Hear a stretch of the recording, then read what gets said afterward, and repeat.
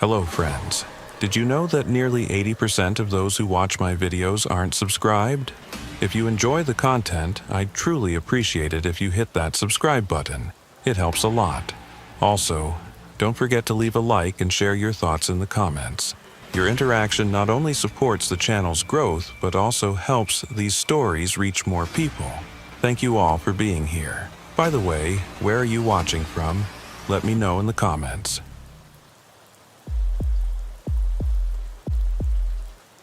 The first call came in on a Tuesday night in early February, right around the time when the cold stops being something you complain about and starts being something you simply endure.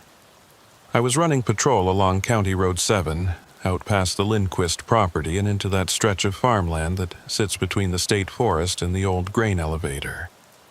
The heater in my cruiser had been acting up for a week, cycling between lukewarm and nothing at all, and I had my collar turned up and my coffee long since gone cold in the holder beside me. My name is Cal Reddick. I've been a deputy with the Candioi County Sheriff's Department for 11 years now, working under Sheriff Harlan Crowley for the last 8 of those. In that time, I've responded to every kind of call you can imagine in rural Minnesota.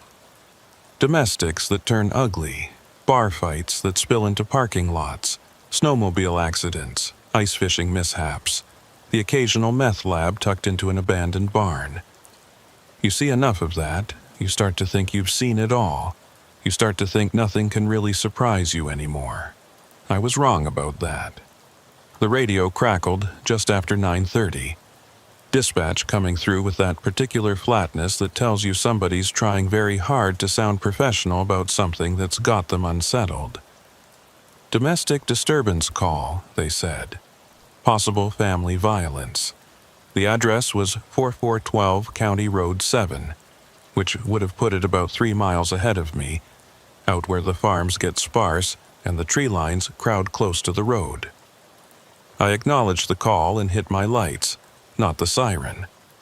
Out here, sound carries in strange ways, especially in winter when the air is dense and still. I've learned that sometimes you want to announce yourself, and sometimes you want to arrive quiet. Give yourself a moment to assess before anyone knows you're there.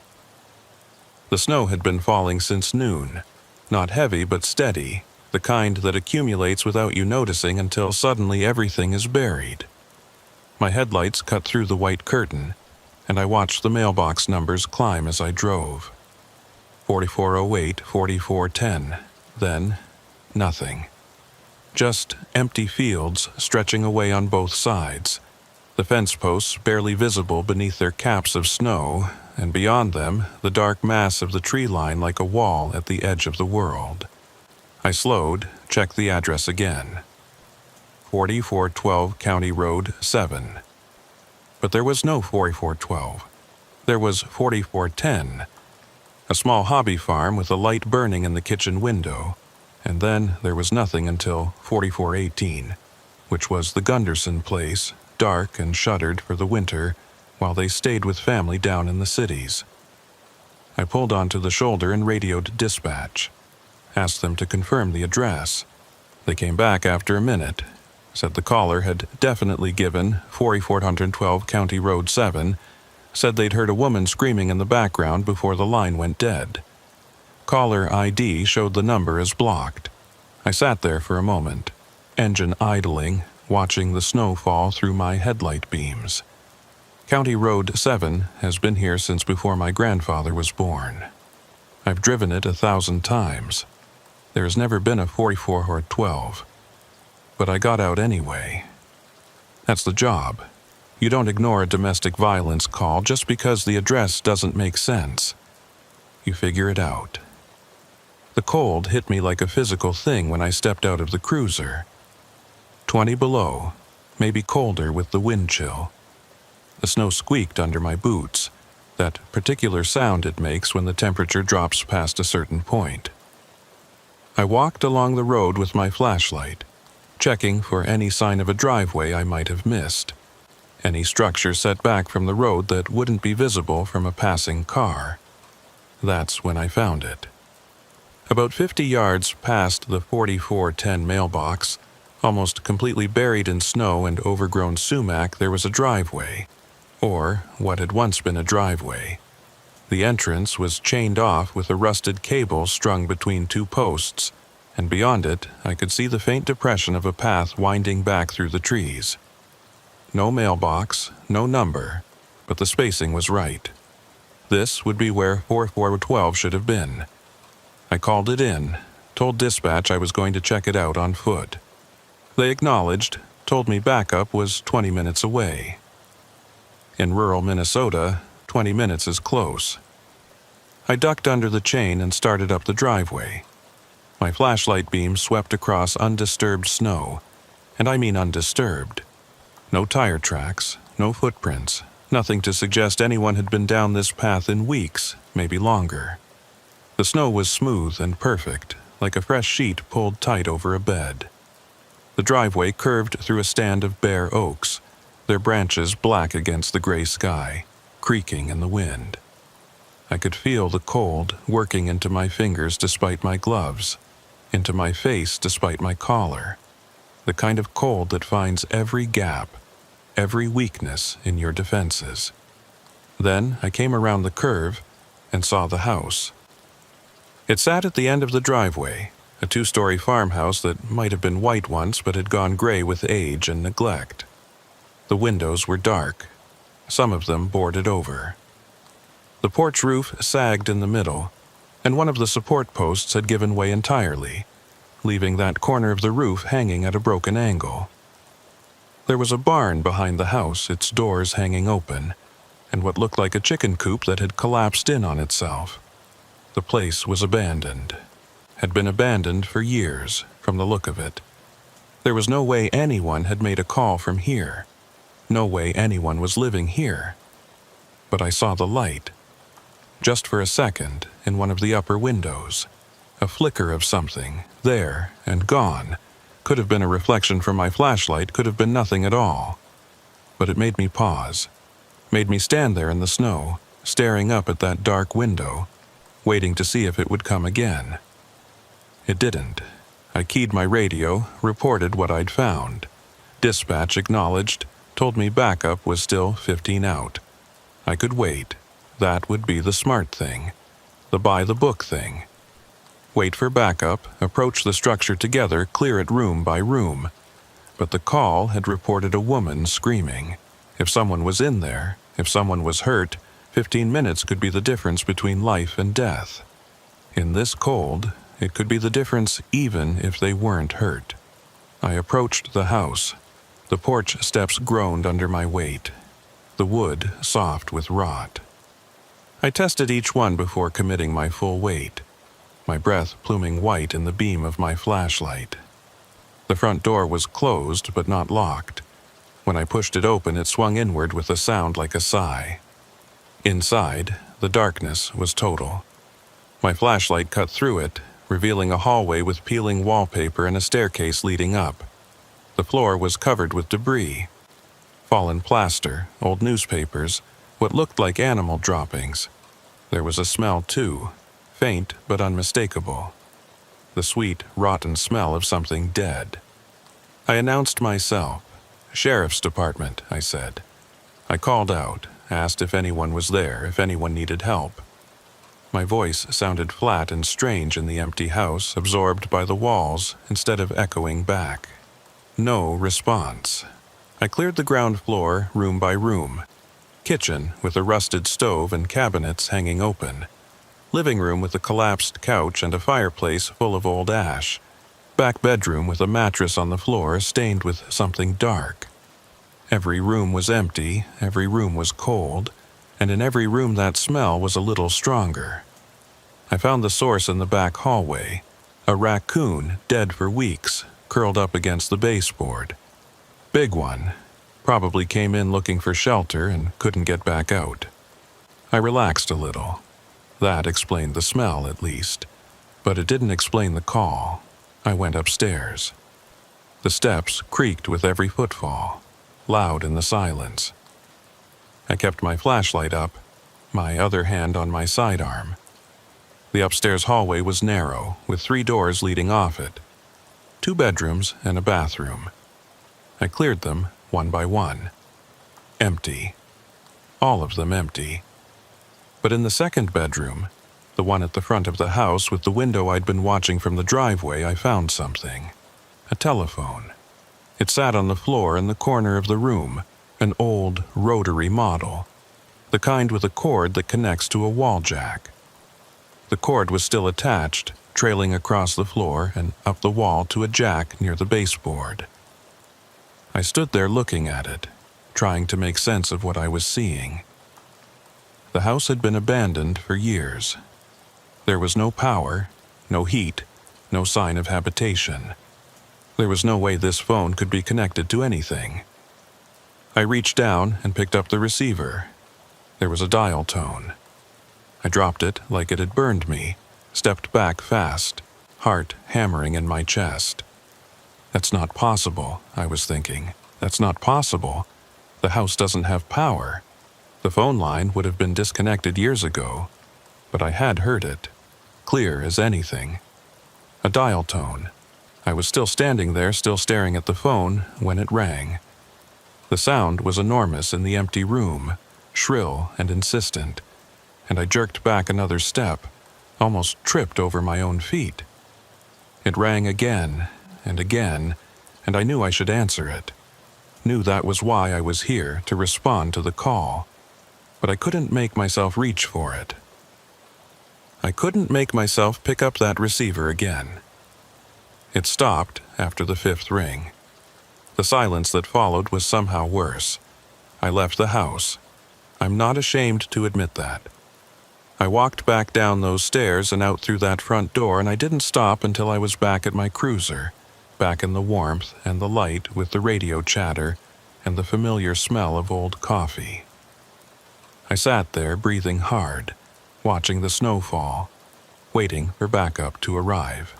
When Deputy Laurel Vexler got there 12 minutes later, I told her what I'd found. She's a good cop, Laurel.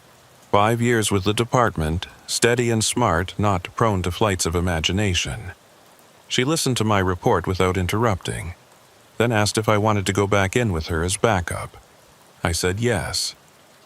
What else was I going to say? We cleared the house again, together this time, room by room, top to bottom. The phone was still there in the upstairs bedroom, still connected to the wall. But when I picked up the receiver this time, there was nothing. No dial tone, no sound at all. Just dead plastic against my ear. Laurel checked the wall jack. The wires were cut, she said. Had been cut for a long time, from the look of the corrosion on the copper. The phone wasn't connected to anything. I didn't know what to tell her. I didn't know what to tell myself. I had heard the dial tone. I had heard the phone ring. But the evidence in front of me said that was impossible. We filed our reports and went back on patrol. The call was logged as unfounded. Address non-existent. Probably a prank. That happens sometimes. Kids get hold of a phone, make fake emergency calls for a thrill. Usually you can trace it back, give their parents a talking to, and that's the end of it. But this one couldn't be traced. The number was blocked. The address didn't exist. And 2 nights later, it happened again. The second call came in at 10:47 p.m. on Thursday. Same thing. Domestic disturbance. 4412 County Road 7. Sounds of a woman in distress.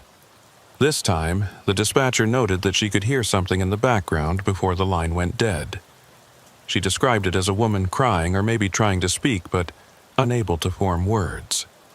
Choking, maybe, she said, like someone was choking. I took the call again. I was in the area again, running the same patrol route I always ran on Thursday nights. Looking back, I wonder if that was coincidence. I wonder if whoever or whatever was making these calls knew my schedule, knew where I would be and when. I didn't go to the house alone this time. I waited for Laurel, and we went in together, cleared it room by room again. Found nothing. The phone was still there, still disconnected. No dial tone, no ring. Just an old piece of equipment in an empty house. But when we came back outside, something was different. There were footprints in the snow. They came from the direction of the barn, crossed the open ground between the outbuildings and the house, climbed the porch steps, and stopped at the front door. Just stopped, like whoever made them had walked right through the wall. And here's the thing that still bothers me, months later. The footprints weren't there when we went in. We had approached from the driveway, come up the porch steps. The snow on those steps had been undisturbed. I remember because I noticed it, remembered how it had been the same way the first night. No prints, no tracks, nothing. But now there were prints on the steps, leading up to the door, from inside, somehow. But we had just cleared the house. There was no one in there. Laurel and I stood on the porch, staring at those prints, neither of us saying anything. The snow was still falling, already starting to fill them in, erasing the evidence of whatever had made them. They were boot prints, it looked like. Work boots, maybe. Big, like a man's. But there were no prints leading away from the house, only toward it, only up to that door, and then nothing. I followed the trail back toward the barn. Laurel stayed on the porch, watching the house, her hand on her weapon. The prints led through the open barn doors into the darkness inside. I swept my flashlight across the interior. Old hay bales, rusted equipment, a tractor that looked like it hadn't run since the 70s. And in the back corner, half hidden behind a collapsed stall, I found where the prints began. They came out of the wall. That's the only way I can describe it. The barn had a concrete foundation, and there in the corner was a section of wall that was just concrete block, solid and unbroken. But the footprints started right at the base of that wall, like someone had walked through it or out of it. I put my hand on the concrete. It was cold, solid, exactly what it appeared to be. A wall, an impassable barrier, but something had come through it. We called it in, requested a detective. Sheriff Crowley himself came out, which tells you how seriously he was taking this. Harlan is old school, 30 years in law enforcement, not given to fanciful explanations for anything. He looked at the footprints, looked at the wall, looked at me with those hard gray eyes of his. "What am I supposed to make of this, Cal?" he asked. I told him I didn't know.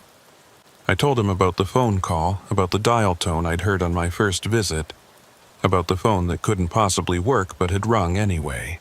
He listened without interrupting, the way he always does. And when I was finished, he stood there for a long moment, looking at the farmhouse, at the barn, at the snow still falling through the darkness. "I know this property," he said finally. "The Erickson place. Family lived here for 3 generations. Then the last of them died off about 15 years ago. Son and his wife, car accident on the interstate. No children, no heirs. County took the land for back taxes, but nobody wanted to buy it. It's just been sitting here ever since." He paused, still looking at the house. "There were stories about this place," he said. "Back when I was first starting out. Domestic calls, people reporting screams from the property. But the family always denied it. Said everything was fine. Said we must have been hearing things." He turned to face me, and there was something in his expression I'd never seen before. Something that might have been unease. "Let's keep this quiet for now," he said. "No need to start rumors. I'll pull the old case files, see what we've got on record. You keep running your patrol, but stay away from this property unless you get another call. And if you do get another call, you wait for backup. You don't go in alone." I said, "Yes, sir." What else was I going to say? 3 nights passed. No calls. I drove past the property on my regular patrol, slowing down each time, looking up that overgrown driveway for any sign of light, any sign of movement. There was nothing, just the snow and the darkness and the skeletal trees. On the 4th night, I was in the office doing paperwork when Harlan called me in. He had the old case files spread out on his desk, manila folders gone yellow with age, papers covered in typewritten text and faded handwriting. He didn't say anything, just gestured for me to sit down and read. The Erickson family had lived on that property since 1934. The original homesteaders were Scandinavian immigrants, a husband and wife who built the farmhouse and worked the land for 30 years before passing it on to their son. That son raised his own family there, and his son after him, 4 generations in the same house before the line ended in 1987 with the car accident that killed the last 2. But the family had a history. The files documented call after call over the decades, going all the way back to 1952. Domestic disturbances, reports of screaming, welfare checks requested by concerned neighbors, and every time the deputies who responded found nothing. The family always said everything was fine. No evidence of violence, no one willing to press charges, no grounds for further investigation. Except that the calls kept coming. Year after year, decade after decade. Always the same. A woman screaming. Sounds of distress, and then nothing.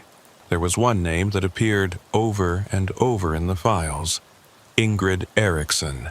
Wife of the 2nd generation, mother of the 3rd. She had married into the family in 1949, and the first domestic call was logged in 1952. After that, her name appeared in report after report, always as the assumed victim, never as a complainant. She never called the police herself. It was always neighbors, always someone else who heard the screaming and decided to report it. Ingrid Erickson died in 1971. The death certificate said heart failure. She was 43 years old. But here's the thing. The calls didn't stop when she died. They kept coming, all through the 70s and into the 80s. Different voices, same reports. Woman screaming. Sounds of violence. And always from the property at 4412 County Road 7, the address that didn't exist anymore because the county had removed the mailbox when they took the land. How is that possible? I asked Harlan. If she died in 71, who was calling after that? He shook his head. I don't know. But there's something else. He pushed one of the folders toward me. It was newer than the others, the paper still white, the type crisp and clear.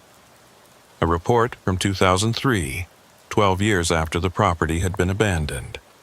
A deputy responding to yet another domestic disturbance call at 4412 County Road 7. He had found the house empty, just like I had. But he had noted something in his report, something that made my blood go cold. Observed female figure in upstairs window upon arrival. Figure appeared to be watching approaching vehicle. Upon entering structure, found no occupants. Searched entire premises, found no evidence of recent habitation. I looked up at Harlan. He saw her, I said. Harlan nodded slowly. He saw something. But when he went inside, there was nobody there. I thought about the light I had seen in the upstairs window that first night. The flicker that had been there and gone so fast I couldn't be sure I had really seen it. I thought about the phone that had been disconnected for years, but still somehow rang. I thought about the footprints that came out of a solid concrete wall and led to a door, but not away from it. "What's happening out there?" I asked. Harlan was quiet for a long moment. Then he said, "I don't know, but I think we need to find out." We started with the county records, birth certificates, death certificates, property transfers, anything that might tell us more about the Erickson family and what had happened on that farm. What we found was both more and less than I expected. The family had been unremarkable for most of their history. Farmers, like everyone else out here. They kept to themselves, attended church on Sundays, contributed to community events when asked. No criminal records, no civil disputes, no red flags of any kind. Just a normal family living a normal life on a normal piece of land. Until Ingrid. She came from a family in Sweden, immigrated to Minnesota in 1947 at the age of 19. 2 years later, she married Eric Erickson, the son of the farm's second owners. It should have been a typical immigrant success story. New country, new husband, new life. But something had gone wrong. The domestic calls started 3 years after her marriage and continued until her death 19 years later. 19 years of someone calling the police to report a woman screaming. 19 years of deputies finding nothing, noting nothing, doing nothing. And then she was dead at 43, and whatever had happened to her was buried along with her in the Lutheran cemetery at the edge of town. I pulled her death certificate. Heart failure, like I said. But the coroner's notes told a different story.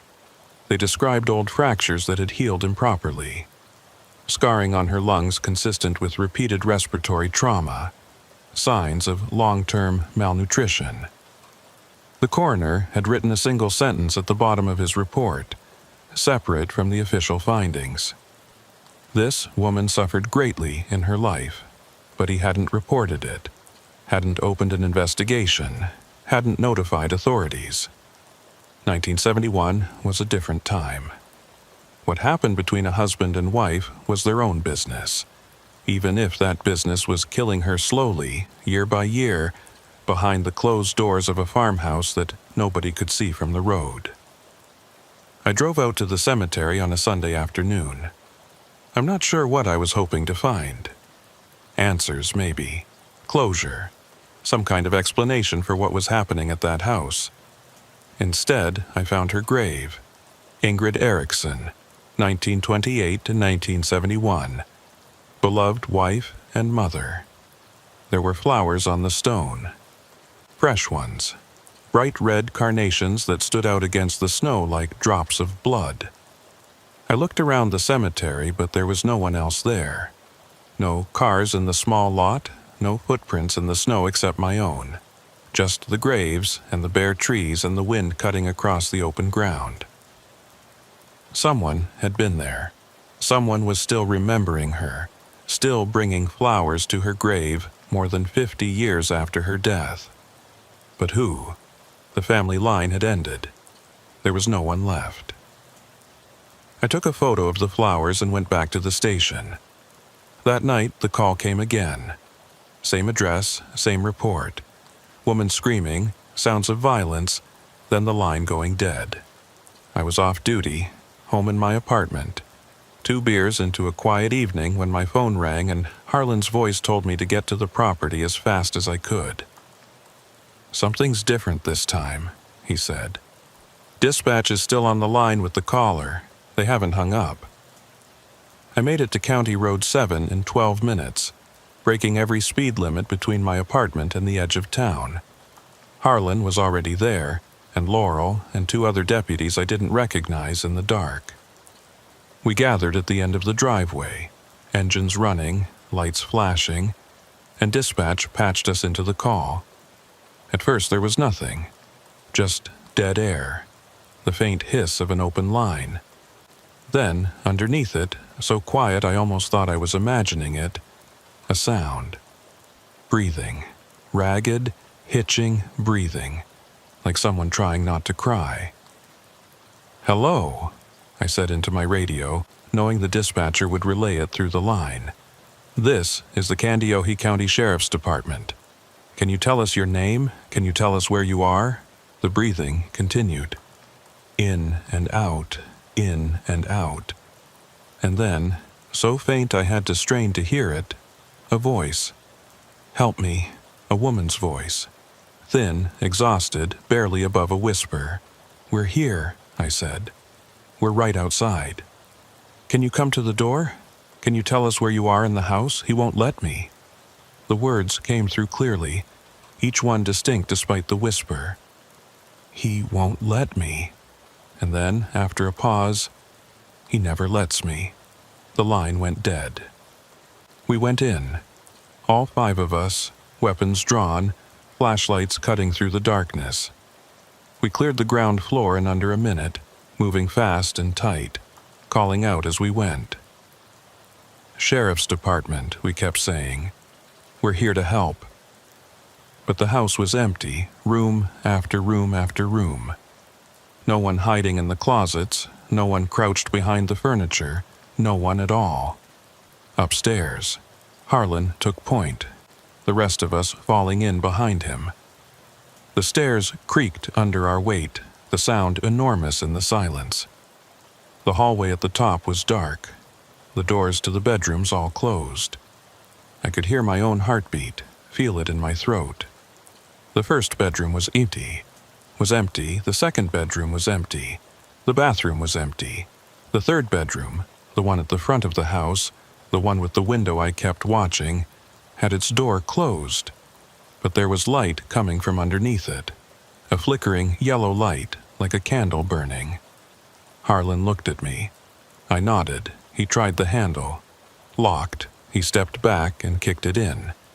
The door flew open and we went through fast, sweeping the room with our flashlights and our weapons. It was empty. Like every other room in the house, it was empty. But there were candles burning, half a dozen of them arranged in a circle on the floor. And in the center of the circle was the telephone, receiver off the hook, lying on its side. And on the wall above it, written in something dark and reddish-brown that I really hoped wasn't what it looked like, a single word. Ingrid. We stood there, the five of us staring at that word on the wall. The candles flickered in some draft I couldn't feel, throwing shadows across the peeling wallpaper.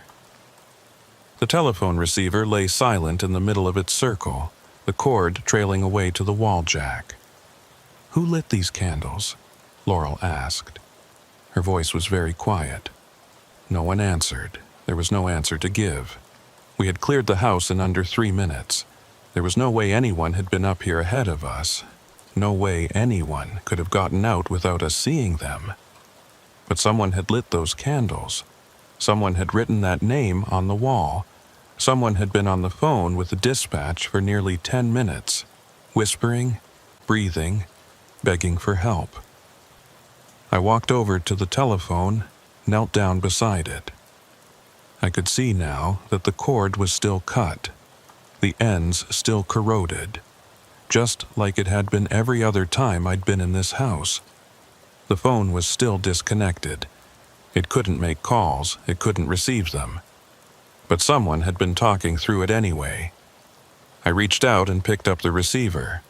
I don't know what I expected. A dial tone, a voice, some kind of answer. What I got was silence, just dead plastic and the smell of old dust. "Cal." Harlan's voice sharp and urgent. I looked up. He was standing at the window, the one that faced the driveway, the one I'd seen the light in that first night. He was looking down at something outside. I crossed to stand beside him. There was a woman in the yard. She was standing in the snow between the house and the barn, perfectly still, looking up at us. She wore a light dress, nothing that could have kept her warm in this cold, and her feet were bare. Her hair was long and dark and hung loose around her shoulders. I couldn't make out her features from this distance, but I could see that she was looking at us, looking right at us, at the window where we stood. "Hey!" I shouted. I don't know why I shouted. She couldn't hear me through the glass.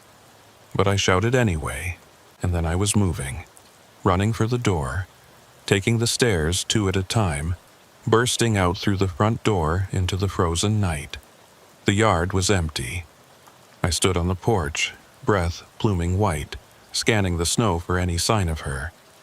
Footprints, tracks, anything. But there was nothing. The snow was smooth and unbroken, just like it had been every other time, just like it always was. "She was there," I said. Harlan had followed me out, and the others behind him. "I saw her. She was standing right there. We all saw her," Harlan said. "Then where is she? Where are her footprints?" He didn't answer. None of us did.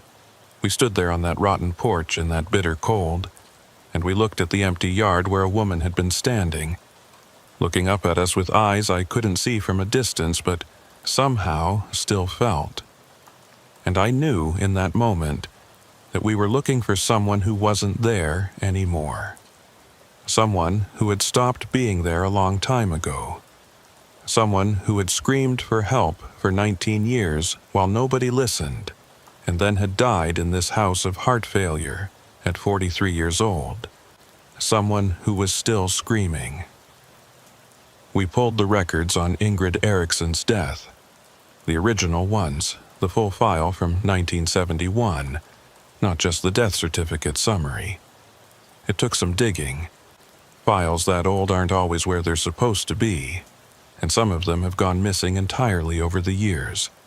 But Harlan has contacts at the state level, people who owe him favors, and after a few days he came up with what we were looking for.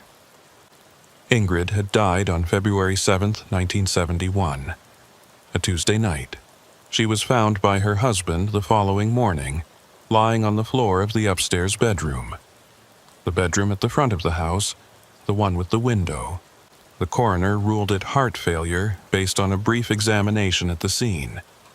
There was no autopsy. The family didn't want one, and in 1971, in a rural county, that was enough. The body was buried 3 days later, and that was the end of it. Except it wasn't. Because, buried in the file, in the notes from the deputy who had responded to the husband's call that morning, was a detail that no one had followed up on at the time. A detail that made everything else fall into place. There had been a phone call that night. A neighbor, 2 miles down the road, had called the sheriff's department at 10:52 p.m. on February 7th to report screaming coming from the Eriksson property. The deputy on duty had logged the call and driven out to investigate. He arrived at the house at 11:14 p.m., spoke briefly with Eric Eriksson at the door, and was told everything was fine. His wife had a nightmare, the husband said. She gets them sometimes. Nothing to worry about. The deputy noted that he could hear movement upstairs during this conversation. A woman's voice, muffled. He asked if he could speak with Mrs. Eriksson directly. The husband said she was upset and didn't want to see anyone. She just needs to rest, he said. She'll be fine in the morning. The deputy left. 8 hours later, Ingrid Eriksson was dead. I read that report 3 times sitting in Harlan's office with the file spread out in front of me. I read the deputy's notes about the muffled voice upstairs, about the husband blocking the doorway, about the decision to leave without laying eyes on the woman who had supposedly been screaming. And I thought about all the other calls over all those years, all the other reports of screaming, all the other times deputies had gone out there and found nothing, noted nothing, done nothing. She was calling for help, I said. For 19 years, she was calling for help. Harlan nodded slowly. And the night she died, someone actually called it in. Someone heard her screaming, and they called us, and we went out there. We were right there, and he sent us away. Yes, and then he killed her. Harlan didn't answer. He didn't have to. We both knew what had happened in that house on February 7th, 1971. We both knew what had been happening there for years before that, and what the end had looked like when it finally came. We can't prove it, Harlan said finally. It's been more than 50 years. He's dead. Everyone involved is dead. There's nothing to prosecute, no one to hold accountable. So that's it, I said. We just close the file? He looked at me for a long moment, then he said, No, we don't close the file. We figure out what's still happening out there. We figure out why, after all this time, she's still calling for help. I've thought a lot about that question in the weeks since. Why now? Why, 53 years after Ingrid Eriksson died in that house, are the calls starting again? Why is she reaching out to us, appearing in windows, writing her name on walls? I don't have answers. Not really. But I have a theory. In February of this year, the county finally processed the sale of the Erickson property. After sitting vacant for more than 3 decades, it was purchased by a developer from the cities who plans to tear down the old farmhouse and build a small subdivision of vacation homes. The deal closed on February 2nd. 5 days later, on February 7th, the anniversary of Ingrid's death, the first call came in. She knows they're going to tear it down. She knows her story is going to be buried along with the house, and no one is ever going to know what happened to her. No one is ever going to know her name, so she's telling us. The calls have continued. 2 or 3 times a week now, always the same. Domestic disturbance. 4412 County Road 7, a woman in distress. We've stopped responding in force. There's no point. The house is always empty, always has been, always will be. There's no one to rescue, no one to arrest, no crime to solve. But I go out there anyway. I go alone after my shift, when the roads are quiet and the snow has stopped falling. I park at the end of the driveway and walk up to the house, and I stand in that upstairs bedroom with its peeling wallpaper and its candles burned down to nothing, and the name still faintly visible on the wall. And I talk to her. I tell her I know what happened. I tell her I'm sorry no one listened. Sorry no one helped. Sorry she died alone in this room, while her husband told the deputy at the door that everything was fine. I tell her that her name is in our files now, that people know her story, that she hasn't forgotten. I don't know if she hears me. I don't know if any of this means anything to her, wherever she is, whatever she's become. But the calls have been less frequent lately, and the last time I was out there I found something on the floor of that bedroom. A red carnation. Fresh, bright red, lying on the dusty floorboards like someone had just set it down. No footprints in the dust around it, no sign of how it had gotten there. Just the flower. The same kind that someone has been leaving on her grave all these years. I left it where I found it. It seemed like the right thing to do. The development project is scheduled to begin in April. The farmhouse will come down, and the barn, and whatever is left of the outbuildings. They'll grade the land and pour new foundations and build new structures. And in a year or 2, there will be families living there, children playing in yards where the house used to stand. None of them will know the history. None of them will know her name. But I'll know. And Harlan will know, and Laurel, and the others who responded to those calls and saw what we saw. We'll know that Ingrid Erickson lived and suffered and died on that land, and that for 53 years after her death she kept calling for help, kept trying to tell someone what had happened to her. And finally, someone listened. I was on patrol last Tuesday night, running my usual route along County Road 7, when the radio crackled with a call. Domestic disturbance, the dispatcher said. 4412 County Road 7. I acknowledged and drove to the property, walked up the driveway through the snow, climbed the porch steps, went inside. The house was quiet. No candles burning, no writing on the walls. Just empty rooms and old dust and the smell of a place that's been closed up too long. I went upstairs to the bedroom. The phone was there, lying on its side in the corner, cord still cut, still disconnected. But when I picked up the receiver, just to check, just to see, I heard something. Not a dial tone, not a voice, just 2 words, so faint I might have imagined them. Thank you. Then silence. I hung up the phone and left the house, walked back down the driveway, got in my cruiser, drove away. I haven't been back since. I don't think I need to be. The calls have stopped. I don't know how to explain what happened at that farmhouse. I don't know how a woman dead for 53 years made phone calls and lit candles and wrote her name on walls. I don't know how she appeared in windows and left footprints in snow and spoke through a telephone that wasn't connected to anything. Those things aren't possible. They don't happen. But they happened. And I think, in the end, all she wanted was for someone to know. To know her name, to know her story, to know that she had lived and suffered and deserved better than she got. To know that she mattered.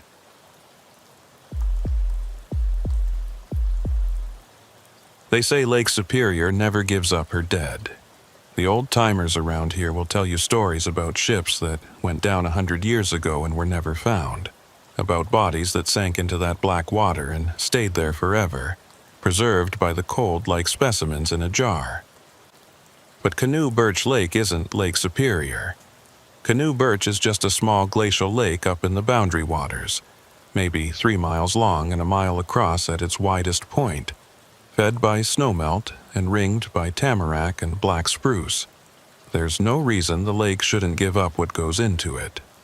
But it doesn't. My name is Mason Kettering. I've been a deputy with the Cook County Sheriff's Department for 9 years, working out of Grand Marais on the North Shore. It's beautiful country up here, the kind of place people drive hundreds of miles to see.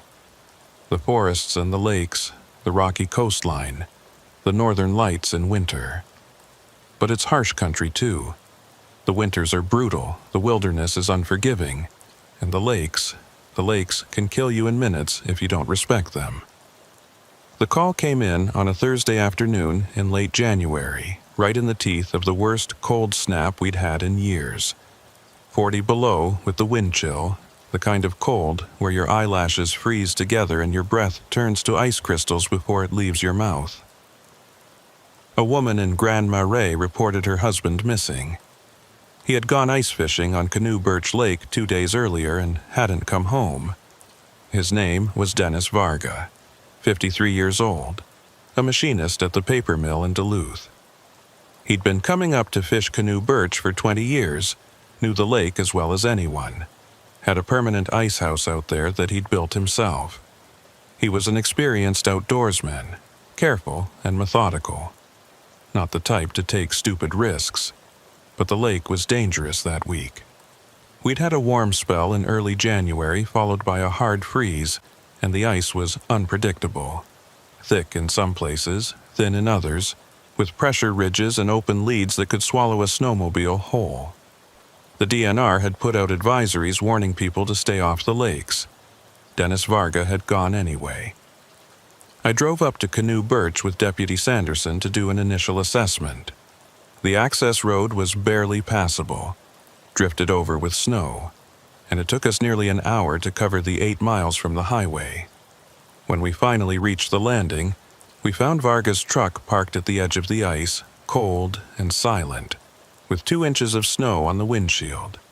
The ice house was about half a mile out, a dark shape against the white expanse of the frozen lake. We geared up and started walking, testing the ice ahead of us with spud bars, watching for any sign of weakness or open water. The wind was savage, cutting through our gear like it wasn't there, driving needles of ice into any exposed skin. By the time we reached the ice house, I couldn't feel my face. The door was unlocked. Inside, we found all the signs of recent occupation. A propane heater, still with fuel. A cooler with food and beer. Fishing equipment laid out neat and ready. But no Dennis Varga. His holes were still open, the water in them frozen over but not as thick as the surrounding ice. His auger was leaning against the wall. His tip-ups were set and baited, the flags down. Everything suggested he had been here, had been fishing, had set up for a day on the ice. And then what? We searched the immediate area around the ice house, looking for any sign of where he might have gone. That's when we found the footprints. They led away from the ice house toward the center of the lake. A single set of boot prints in the crusty snow. I followed them with my eyes as far as I could, watching the trail extend across that white emptiness until it disappeared into the blowing snow. There was no sign of a return trail. He had walked out there and not walked back. We followed the prints. It was slow going, testing the ice every few steps, watching for any sign of discoloration or cracking that might indicate weak spots. The wind erased everything in front of us almost as fast as we could follow, filling in the prints, smoothing out the snow. But we kept on, following that single trail toward the center of the lake. After about a quarter mile, the prints stopped. Not gradually, not like he had turned around or veered off in another direction. They just stopped. One last clear boot print, pressed into the snow, and then nothing. Smooth, unbroken white in every direction. Sanderson and I stood there looking at that last footprint, looking at each other. The wind howled around us, driving snow into our faces, making it hard to see, hard to think. I knelt down and examined the ice. It was solid, 18 inches thick at least, no sign of cracking, no indication that it had broken and refrozen. This wasn't where someone had fallen through. So where was he? I looked around. The lake stretched out around us, featureless and white. The shoreline just a dark smudge in the distance. The sky was gray and low, full of snow. The wind never stopped. And then I heard it. The radio. It crackled to life in my coat pocket, a burst of static that made me jump. I pulled it out, thinking it was dispatch, but the voice that came through wasn't any voice I recognized. "You're going the wrong way." That's all it said. 5 words, clear and distinct, spoken by a man. Then silence. I keyed the radio. "Dispatch, did you just transmit?" "Negative," came the reply. "We didn't transmit. What did you hear?" I looked at Sanderson. His face was blank, impossible to read behind his balaclava, but I could see his eyes. "Someone just came through on the radio," I said. A male voice said we're going the wrong way. Sanderson shook his head. He hadn't heard anything. His radio had been silent. I stood there in the wind, holding my radio, trying to make sense of what had just happened. The voice had been clear. I hadn't imagined it. But Sanderson's radio hadn't picked it up, and dispatch hadn't transmitted. "You're going the wrong way." Wrong way from what? Toward what? I looked back the way we'd come, toward the ice house and the shore. Then I looked ahead, toward the center of the lake where the footprints had been leading. There was nothing there. Just ice and snow and wind. But the voice had said we were going the wrong way. "Let's head back," I told Sanderson. "We need to organize a proper search. Get more people out here." We returned to the ice house, then to the landing, then back to town. I filed my report and briefed the sheriff. A search was organized for the following morning, weather permitting. DNR, search and rescue volunteers. Everyone we could get. Dennis Varga had been missing for 3 days now. If he was out there somewhere, injured, exposed to these temperatures, he didn't have much time left. That night, I couldn't sleep. I lay in bed, staring at the ceiling, thinking about those footprints. Thinking about how they had just stopped, out there in the middle of the lake, with no sign of where he had gone. Thinking about the voice on the radio. "You're going the wrong way." I got up around midnight and sat at my kitchen table with a map of Canoe Birch Lake. Traced the route from the landing to the ice house to the place where the footprints had ended. It was almost exactly the geographic center of the lake. I thought about that for a while. Then I pulled out my laptop and started searching. Canoe Birch Lake. Missing persons. Disappearances. Drownings. I found more than I expected. Over the past 40 years, 7 people had gone missing on Canoe Birch Lake. Not all at once. Not even close together. Spread out over 4 decades, different seasons, different circumstances. But all of them had vanished on the lake, and none of them had ever been found. No bodies, no equipment, no sign of what had happened to them. Just gone. 7 people. Small numbers for a lake that saw hundreds of visitors every year. Easy to dismiss as accidents, bad luck, the inevitable toll of wilderness recreation. But 7 people with one thing in common. They had all disappeared in the same part of the lake. The center. The same area where Dennis Varga's footprints had led and then stopped. I sat back in my chair, looking at the map, at the cluster of X's I had marked. 7 disappearances over 40 years, all in the same spot.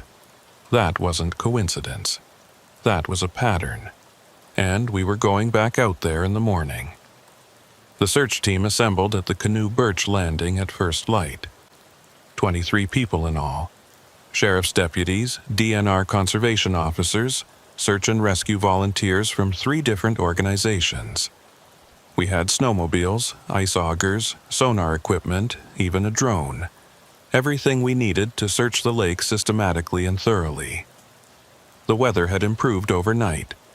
Still cold, still below zero, but the wind had died down and the sky was clear for the first time in a week. Good conditions for a search. We might actually be able to see what we were looking for. I briefed the team on what we'd found the day before. The ice house with its signs of recent occupation. The footprints leading toward the center of the lake. The place where they stopped for no apparent reason. I didn't mention the voice on the radio. I didn't know how to explain that, and I wasn't sure it would help anyone find Dennis Varga. But I did mention the historical disappearances. The 7 people who had vanished in the same general area over the past 4 decades. That got people's attention. A few of the older volunteers nodded, like they knew what I was talking about. Like they'd heard the stories even if they hadn't known the specifics. One of them was Jonah Waymeyer, 63 years old, retired Forest Service, been volunteering with search and rescue for longer than I'd been alive. He found me after the briefing, pulled me aside. "You know about the lake," he said. It wasn't a question. I know people have disappeared out there. I know they've never been found. He nodded slowly. My father used to tell me about it when I was young. Said there was something wrong with the water out there. Something in the lake that didn't want to let go. I waited for him to explain, but he didn't. Just looked at me with those pale blue eyes, then walked away to join his team. We spread out across the ice in a search pattern, working from the ice house toward the center of the lake.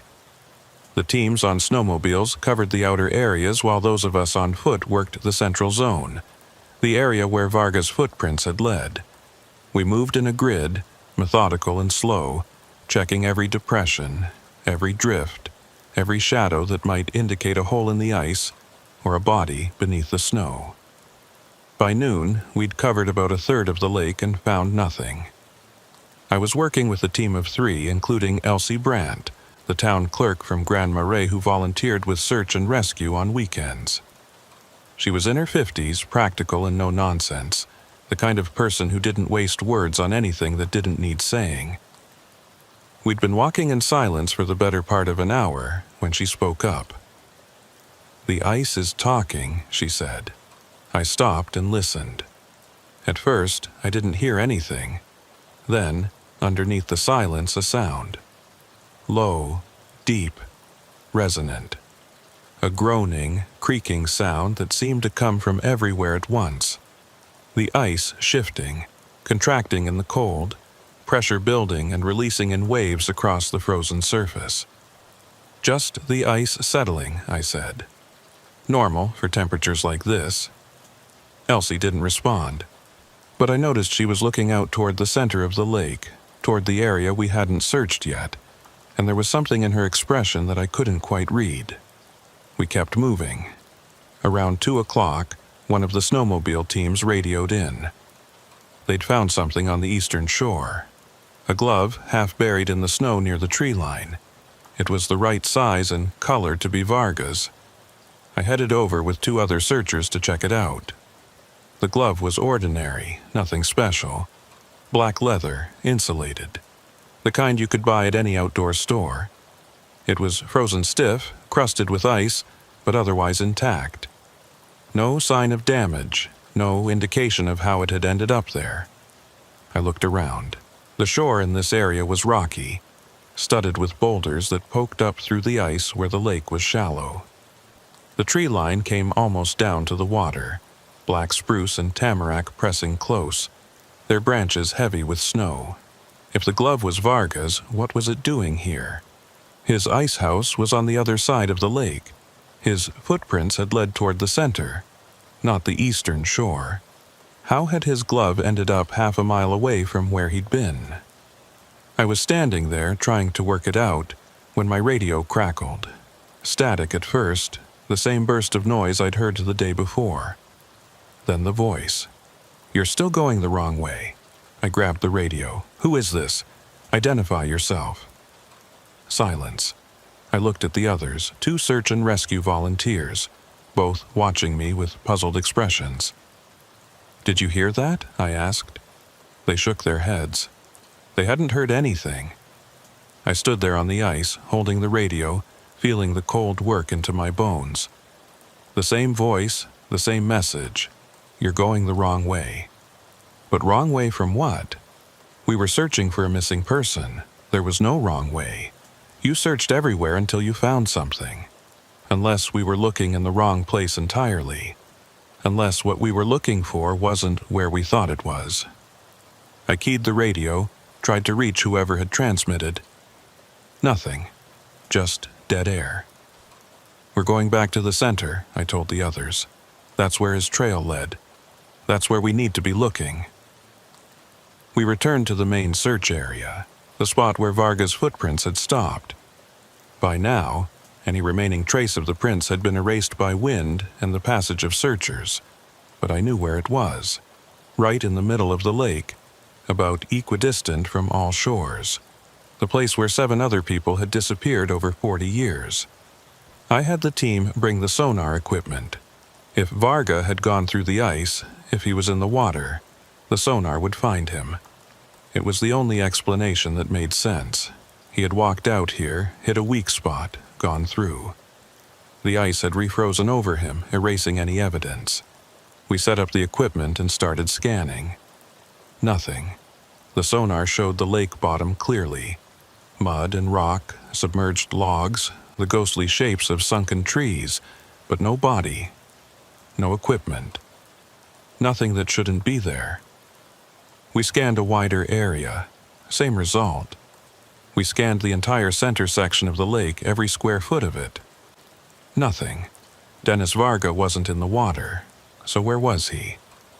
The sun was getting low by the time we finished, the temperature dropping as the light faded. We had maybe an hour before we'd have to call off the search for the night. Retreat to town, come back in the morning to do it all over again.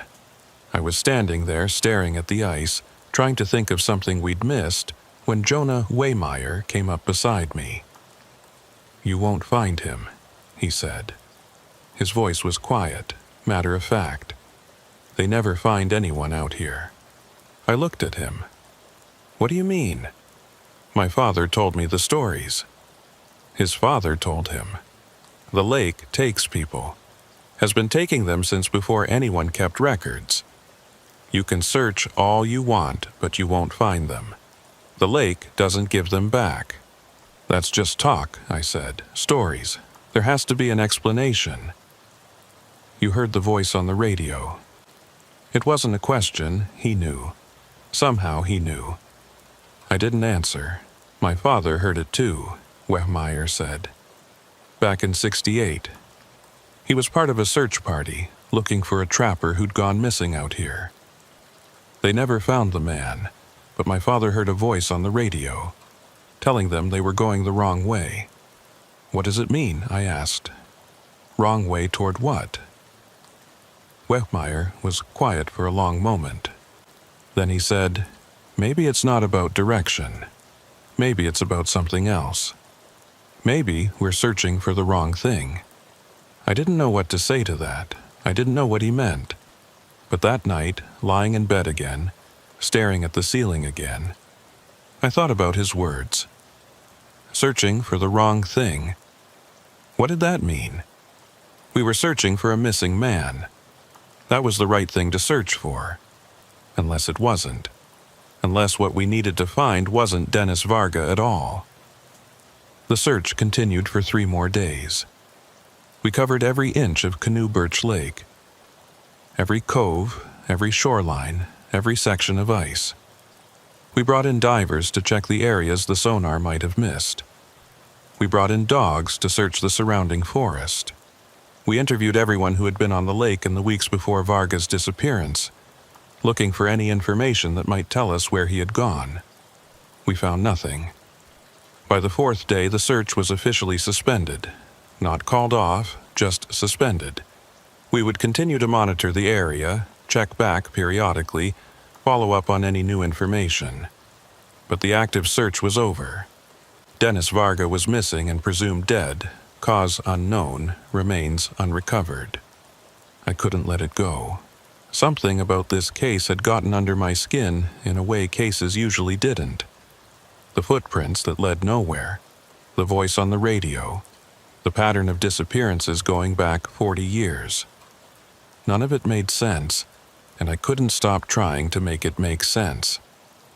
I started digging into the old cases, the 7 people who had disappeared on Canoe Birch Lake before Dennis Varga. I pulled the files, read the reports, talked to anyone who remembered anything. Most of the cases were decades old, the witnesses dead or moved away, the records incomplete, but I found enough. The first recorded disappearance was in 1961. A fur trapper named Gus Lindquist worked the area every winter for 20 years. His sled was found on the ice in the center of the lake, dogs still hitched, no sign of Lindquist. Search parties found nothing. Case closed. The second was in 1968. That was the one Wemeyer's father had been involved in. Another trapper, similar circumstances. Equipment found on the ice, man gone. Search parties found nothing. Case closed. The third was in 1974, then 1983, then 91, then 2004, then 2011. Different people, different circumstances, but always the same outcome. Someone went out on Canoe Birch Lake and didn't come back. Search parties found nothing, and now Dennis Varga made 8. I was in the office late one night going through the files again when I noticed something I'd missed before. The 91 case, a woman named Patricia Holloway, ice fishing like Varga. Her report included a note from the search coordinator, someone I didn't recognize, probably retired or dead by now. The note described something the coordinator had experienced during the search. Radio transmission received at 14:32 hours, the note read. Male voice stating search team was going the wrong way. Transmission could not be traced or identified. Other team members did not report hearing the transmission. The same thing that had happened to me. I kept reading. Recommend investigation into historical reports of similar phenomena on Canoe Birch Lake, the note continued. Possible pattern of anomalous radio transmissions connected to disappearances. But there was no follow-up, no investigation. The note was just there in the file, ignored, forgotten, just like the voice had told us, going the wrong way. I drove out to the lake the next day. I don't know what I was looking for. Answers, maybe. Closure. Something to explain what was happening out there and why it kept happening. The lake was quiet. The search teams were gone. The snowmobiles and the equipment packed up and taken away. Just the ice and the snow and the trees. The same way it had been for thousands of years before any of us were here. I walked out to the center of the lake, alone. I knew I shouldn't. I knew it was against every protocol, every common sense rule about wilderness safety. But I did it anyway. When I reached the spot where Varga's footprints had ended, I stopped and stood there, listening, waiting. The ice groaned beneath me, that same low, deep sound Elsie had noticed during the search. The lake settling, contracting, the frozen water adjusting to the cold. But it sounded different now, standing out here alone. It sounded like something breathing. You're going the wrong way. I spun around. The voice was right behind me, close, almost at my shoulder. But there was no one there. Just the empty ice, the empty sky. I pulled out my radio. Hello? Is someone transmitting? Silence. Then faint, barely audible, another voice. Not the man's voice this time. A woman's voice. Help us. I felt the ice shift beneath my feet. Not a lot, just a tremor, but enough to make me freeze in place, suddenly acutely aware that I was standing on frozen water and the temperature was dropping and I was alone out here without anyone knowing where I was. Help us. The voice again, clearer now, and I realized it wasn't coming from the radio. It was coming from below me, from under the ice. I dropped to my knees, pressed my ear to the frozen surface. I could hear it. Not just the groaning of the ice, not just the pressure and the settling. Something else. Voices. Faint, distant, like they were coming from very far away, speaking words I couldn't quite make out. Help us. I scrambled back, heart pounding. This wasn't possible. There couldn't be voices under the ice. There was nothing under the ice but cold black water and mud, and whatever had sunk to the bottom over the years. But I had heard them. I got off the lake as fast as I could, half walking, half running, not looking back until I reached the landing and the safety of solid ground. I sat in my truck for a long time, hands shaking, trying to convince myself that I had imagined it. Stress, sleep deprivation, the isolation getting to me. There had to be a rational explanation, but I knew what I had heard, and I knew it changed everything. I went back to the files. All of them, not just the disappearance cases, everything the county had on Canoe Birch Lake, going back as far as the records went. What I found made me realize we had been looking at this the wrong way from the beginning. The lake had a history. Not just the disappearances, though that was part of it. A history that went back before the county was established, before the European settlers came, back to the Ojibwe people who had lived in this region for thousands of years. The Ojibwe had a name for Canoe Birch Lake. It didn't translate directly, but the closest English equivalent was something like the water that holds.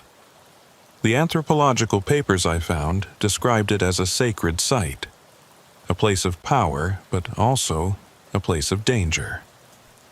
The Ojibwe had stories about the lake, stories about people who went out on the water and never came back, stories about voices that called from beneath the surface.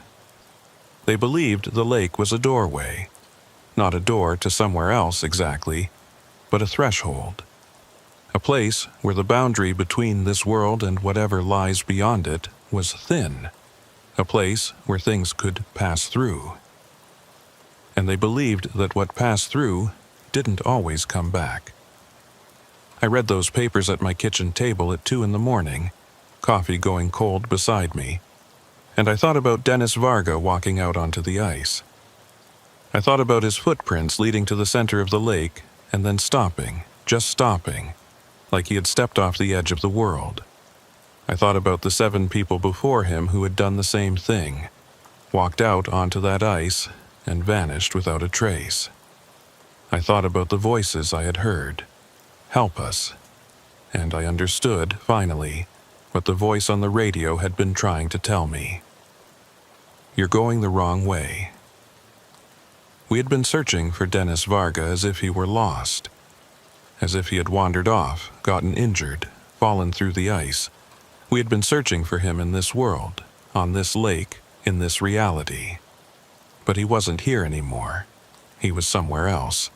Somewhere we couldn't reach, couldn't see, couldn't understand.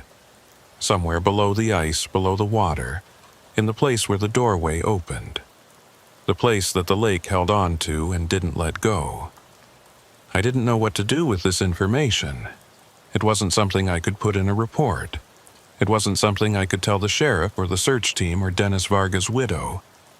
It wasn't something that would help anyone find anything, because there was nothing to find. Not here. Not anymore. But I kept thinking about those voices. Help us. Not just one voice. Voices. More than one person calling out from somewhere beneath the ice. Somewhere beyond the threshold. Dennis Varga, maybe. And Patricia Holloway from 1991. And the others. All the others who had walked out onto that ice and never walked back. They were still there. They were still there, and they were asking for help. I didn't know how to help them. I didn't know if it was even possible. But I knew I couldn't just leave it. I couldn't just go back to patrol and paperwork and pretend I hadn't heard what I'd heard. I called Jonah Waymeyer. I told him what I'd found in the files, what I'd read about the Ojibwe beliefs, what I'd heard out on the ice. He listened without interrupting. That patient silence that some people have, the kind that makes you keep talking because you know they're actually listening. When I finished, he was quiet for a long moment. Then he said, "My father heard them too." The voices. Yes. He never told anyone except family. But he heard them. The last time he went out on that lake, the year before he died, he said they were asking for help. What did he do? Nothing. What could he do? He couldn't help them. They were beyond help. Beyond anything we can understand. "So, that's it?" I said. "We just leave them there? Just forget about it and move on?" Another long silence. Then Waymeyer said, "There might be something. Something my father talked about, something the old people used to do. I don't know if it will work. I don't know if any of it is real or just stories. But if you want to try, I'll come with you." That's how I found myself back on Canoe Birch Lake 3 nights later, in the dark, with Jonah Waymeyer beside me. We walked out to the center of the ice, to the place where Dennis Varga's footprints had ended. It was cold, 20 below at least, and the sky was clear and full of stars, more stars than I had ever seen. The Milky Way, a bright band across the darkness. The lake was silent. No wind, no sound, just the vast stillness of the winter night. Waymeyer had brought things with him. Tobacco, sweet grass, a bundle of sage. He laid them out on the ice in a pattern I didn't recognize, a circle with lines radiating out from the center. He told me what to do. It was simple. Just speak to them. Tell them it was okay to go. Tell them they didn't have to stay here anymore. I felt foolish at first, standing on the ice in the dark, talking to nothing. But I did it anyway. I said the names of the people who had disappeared. I said Dennis Varga's name. I told them we knew they were here. I told them we were sorry we couldn't find them. Sorry we couldn't bring them back. I told them they didn't have to stay. They could go. They could let go. The ice groaned beneath us. Then, from below, from somewhere deep down in the water or beyond it, the voices came. Not asking for help this time. Not calling out for rescue. Just voices, many of them, speaking words I couldn't understand in a language I didn't know. Speaking to each other maybe, or speaking to us. And then, one by one, falling silent. We stood there until the last voice faded, until the lake was quiet, until there was nothing left but the ice and the stars and the cold. I don't know what happened that night. I don't know if we actually did anything, if we actually helped anyone. I don't know if the people who disappeared on Canoe Birch Lake went somewhere else, or just stopped existing or something beyond anything I can comprehend. But I haven't heard the voices since. I went back out there, a week later, and again, a month after that. Walked out to the center of the lake, stood where Varga's footprints had ended, listened. Nothing. The ice was just ice. The water was just water. The lake was just a lake. I filed a supplemental report on the Varga case. Kept it factual, kept it vague.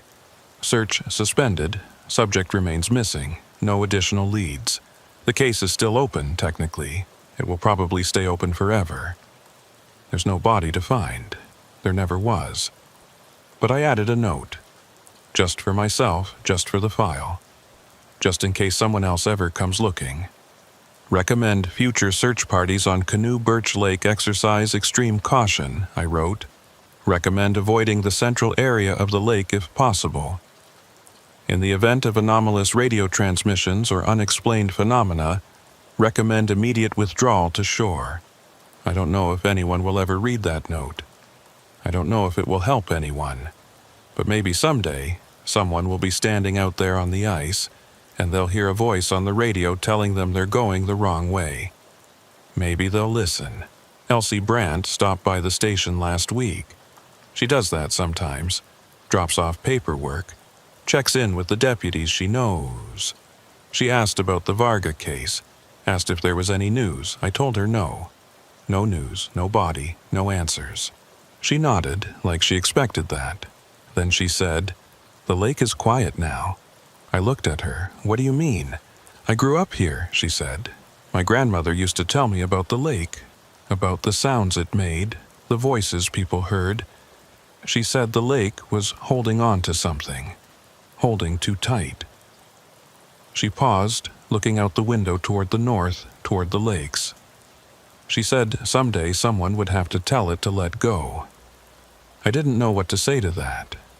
I don't know if what Waymeyer and I did made any difference. I don't know if the lake let go of anything, or if those people found peace, or if any of it means anything at all. But I know the voices stopped. And I know that this spring, when the ice went out and the water opened up again, a fisherman found something floating near the center of the lake. It was a glove. A black leather glove, insulated, just like the one we'd found on the eastern shore during the search. The match to it, in fact. Dennis Varga's gloves, together again. We sent them to his widow. There was nothing else to send. The lake doesn't give up her dead. That's what the old-timers say. But maybe sometimes she gives up something else. A glove, a memory, a chance to say goodbye. Maybe that's enough. Maybe that's all we can ask for. The file on Dennis Varga sits in my desk drawer. I take it out sometimes, flip through the pages, look at the photos of the ice and the ice house and the footprints that led nowhere. I think about him walking out onto that lake in the cold and the quiet, walking towards something he couldn't see and didn't understand. I think about the others who did the same thing before him. I think about the voices under the ice, asking for help. And I wonder what's on the other side of that doorway. I wonder what they saw when they stepped through. I wonder if it was terrible or beautiful or both. I wonder if we'll ever know. Probably not. Some things don't have answers. Some things can't be explained or understood or put in a report. They just happen, and you do your best to deal with them and you move on. But I still go out to Canoe Birch Lake sometimes. I park at the landing and look out across the ice, out toward the center where the doorway is, or was. I don't know if it's still there. I don't know if it ever was there, not really, not in any way I could prove or explain. But I know what I heard. I know what I felt. And I know that there are things in this world that don't fit into reports and files and rational explanations. Things that exist in the spaces between what we know and what we can understand. Canoe Birch Lake is one of those spaces. I hope it stays quiet. I hope, wherever Dennis Varga is now, he found what he was looking for. I hope the water finally let go.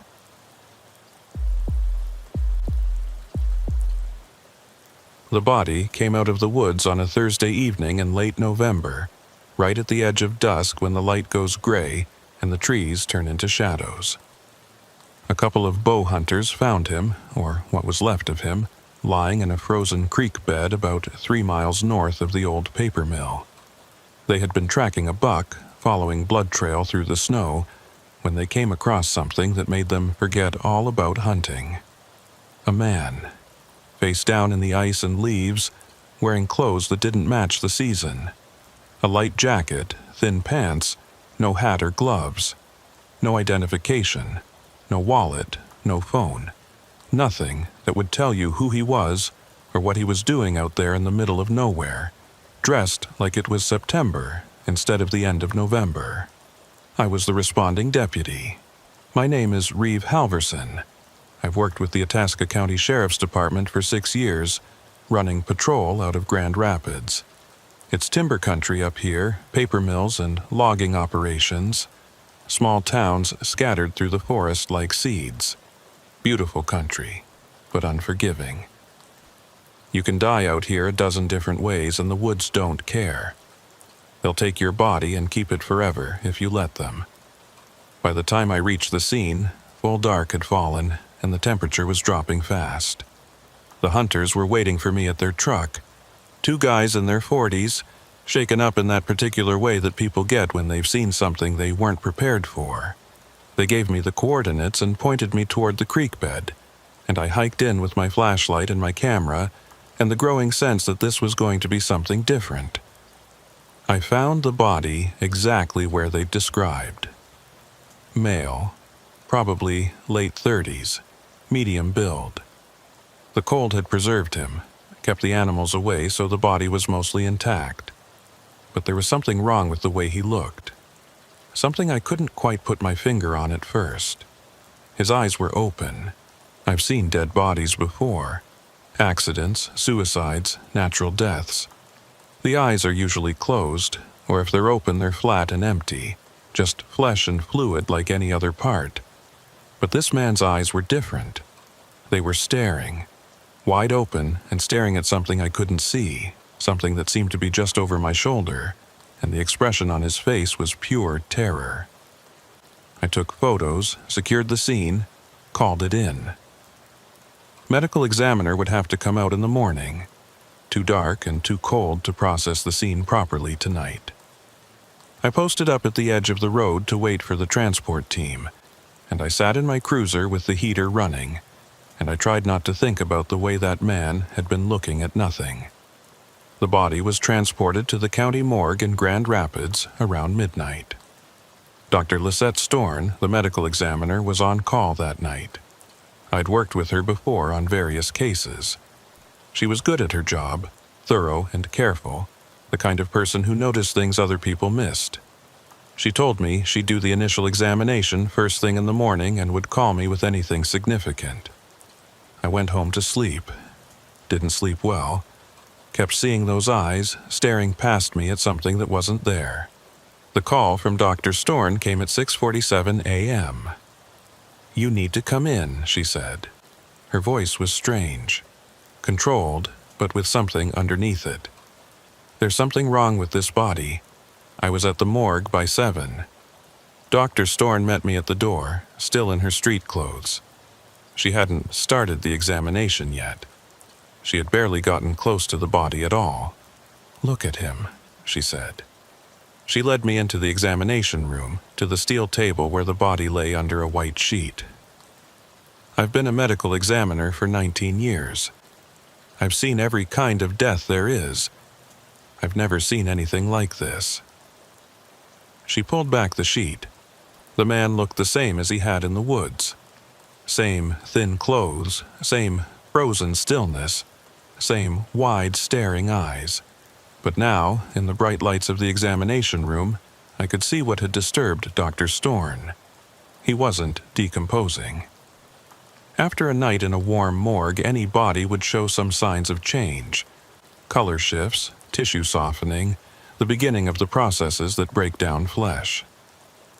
But this man looked exactly the same as he had in the frozen creek bed. Exactly. His skin was still pale and firm, his features still fixed, his muscles still rigid. He shouldn't look like this, Dr. Storn said. The cold slowed things down while he was in the woods, but once the body warmed up, decomposition should have started. It hasn't. It's like the biological processes just stopped. She moved to the head of the table, lifted one of the man's eyelids with a gloved finger. "And look at this," she said. The corneas should be clouded by now. The eyes should be drying out, losing their shape. But look, I looked, the eye was clear, bright. If not for the absolute stillness, the lack of breath or pulse, the man could have been alive. There's something else, Dr. Storn said. I took a blood sample when he first came in. I was going to run toxicology, see if there were any drugs in his system that might explain how he died. But when I looked at the sample this morning, it was gone. Gone? The vial was empty, the blood had evaporated. But blood doesn't evaporate like that. Not overnight, not in a sealed container. It just doesn't happen. I stood there looking at the body, at those clear, staring eyes, and I felt something I hadn't felt in a long time. Fear. The kind of deep, primitive fear that exists underneath all the training and the experience. The fear that tells you something is wrong in a way you can't explain. What killed him? I asked. That's the thing, Dr. Storn said. I don't know. I can't find any obvious cause of death. No trauma, no disease, no apparent organ failure. By every measure I have, this man shouldn't be dead. She paused.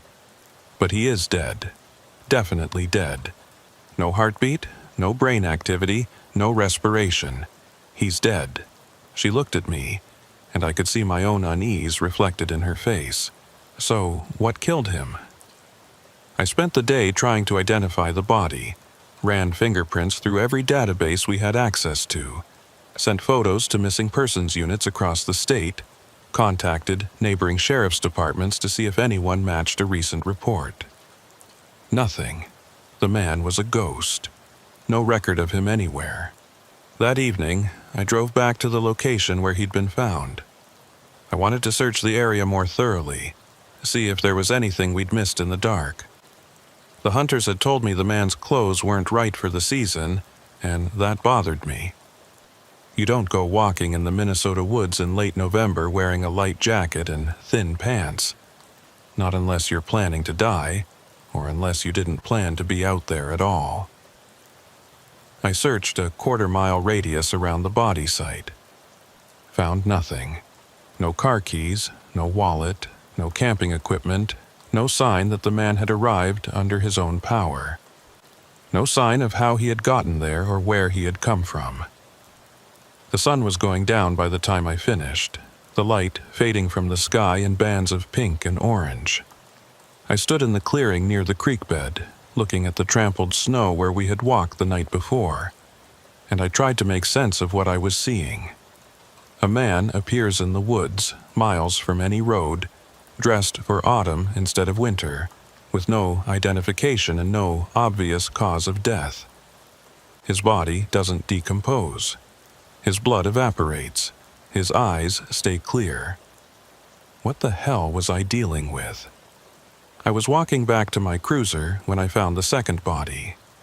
She was about 50 yards from the first site, tucked into a depression between two fallen trees where the snow hadn't drifted as deep. I would never have seen her if I hadn't been cutting through that particular gap in the undergrowth, taking a shortcut back to the road. A woman, young, 20s maybe, wearing light clothes, just like the man.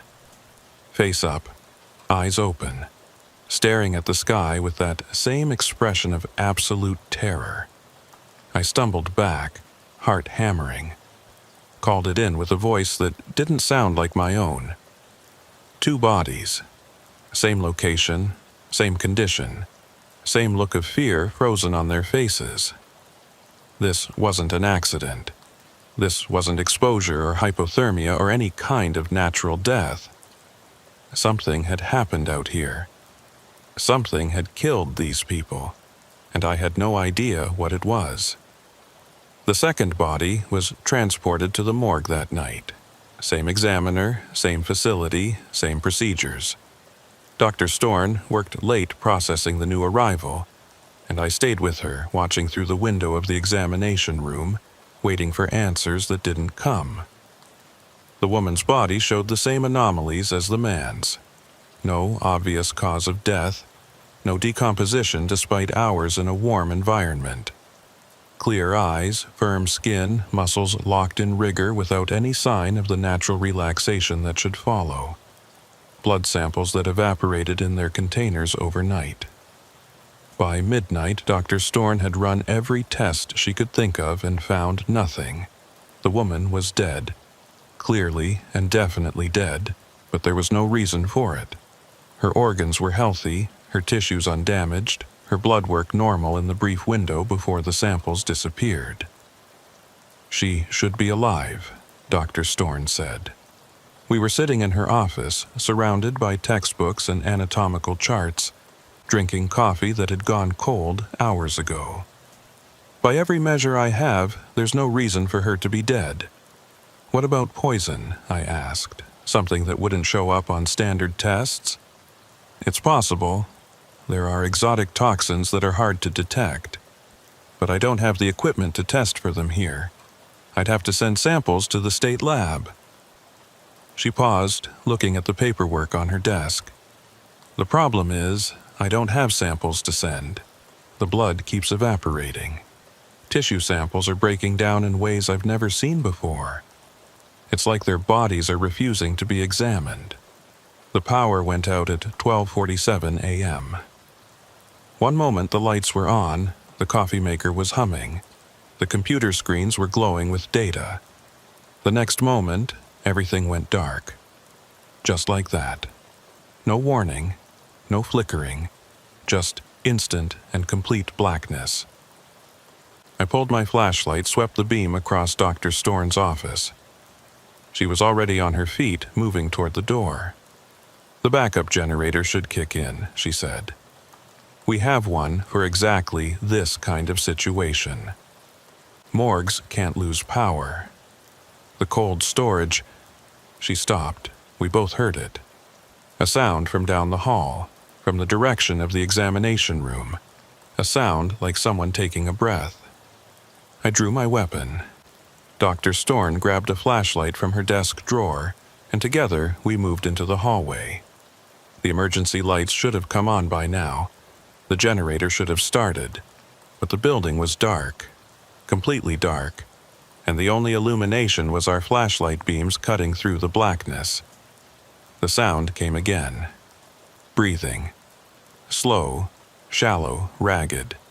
Coming from the examination room where the two bodies lay. I reached the door first. Put my back to the wall, flashlight in one hand, weapon in the other. Took a breath. Went in. The room was cold. Not morgue cold. Not the maintained chill of the refrigeration units. Cold like outside. Cold like the woods where I'd found the bodies. My breath plumed white in the beam of my flashlight, and I could feel the temperature dropping with every second. The bodies were on their tables. The man on the left, the woman on the right. Sheets pulled up to their chins.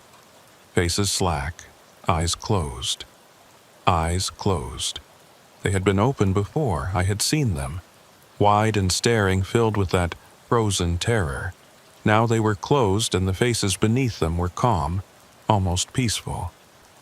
And on the floor, all around the tables, there was snow. Not water. Not condensation from the cold. Snow. Actual snow, white and crystalline, dusting the floor in a thin layer that crunched under my boots when I stepped forward. I swept my flashlight around the room, the walls, the ceiling, the equipment, looking for any source of the snow, any explanation for how it could be here, in a sealed interior room in the middle of a building. There was nothing, just the snow on the floor, the cold in the air, and the two bodies on their tables, eyes closed now. Whatever fear they had felt finally gone from their faces. Dr. Storn came in behind me. I heard her sharp intake of breath when she saw the snow. "That's not possible," she said. Her voice was barely above a whisper. "That's not possible, I know." The breathing sound came again. We both froze. It was coming from the table on the right, from the woman. I moved closer, weapon still raised, flashlight trained on her face. She wasn't breathing. She couldn't be breathing. She was dead. Dr. Storn had confirmed it herself. But I could hear it. Slow, shallow breaths. The sound of air moving in and out of lungs. I reached out and touched her hand. It was warm. I jerked back, heart pounding. The woman's hand was warm, not body temperature. Not like a living person, but warmer than it should be. Warmer than any dead body had a right to be. "Dr. Storn," I said. "Check her pulse." She stared at me. "Check her pulse? She's dead. Just do it." She moved forward, took the woman's wrist in her hands, pressed her fingers to the pulse point. A long moment passed. Dr. Storn's face went pale. "There's something," she said. Her voice was shaking. "It's weak, it's irregular, but there's something." "A heartbeat. That's not possible." "I know." The lights came back on, just like they had gone out, with no warning, no transition. 1 second darkness, the next second the fluorescent overheads blazing down on us. The hum of the ventilation system starting up again, the beep of equipment coming back online. The snow was gone. I looked down at the floor where it had been. Clean tile. No moisture, no residue, no sign that anything had ever been there. The woman's eyes opened. I brought my weapon up instinctively, but Dr. Storn grabbed my arm, pushed it down. "Wait," she said, "wait." The woman's eyes moved, tracking, focusing. She blinked once, twice, then she looked at us. Looked right at us, with full awareness, full consciousness, and she started to scream. Her name was Anna Kowalski. 26 years old, from a town in Wisconsin about 4 hours south of Grand Rapids. She was a graduate student in environmental science, had been doing research in the area for the past 3 weeks, studying soil samples and water quality in the forests north of the city. She told us this in fragments between fits of shaking and crying in the hours after she woke up on that morgue table. Dr. Storn wanted to transport her to the hospital immediately, but Anna refused. She wouldn't let go of my arm, wouldn't let us move her from the examination room. "They'll find me," she kept saying. "If I go out there, they'll find me." "Who?" I asked. "Who will find you?" But she wouldn't answer, or couldn't. Every time I pressed her on what had happened in the woods, what had killed her, what had brought her back, she would start hyperventilating, tears streaming down her face, unable to form words. The man on the other table, the one we hadn't identified, remained dead. Whatever had happened to Anna hadn't happened to him. His eyes stayed closed, his skin stayed cold, his heart stayed silent. He was gone, and he wasn't coming back. I called Sheriff Kellner, told him we had a situation. He didn't believe me at first. Didn't believe that a woman certified dead could be sitting up on a morgue table 6 hours later, alive and conscious and terrified out of her mind. I didn't blame him.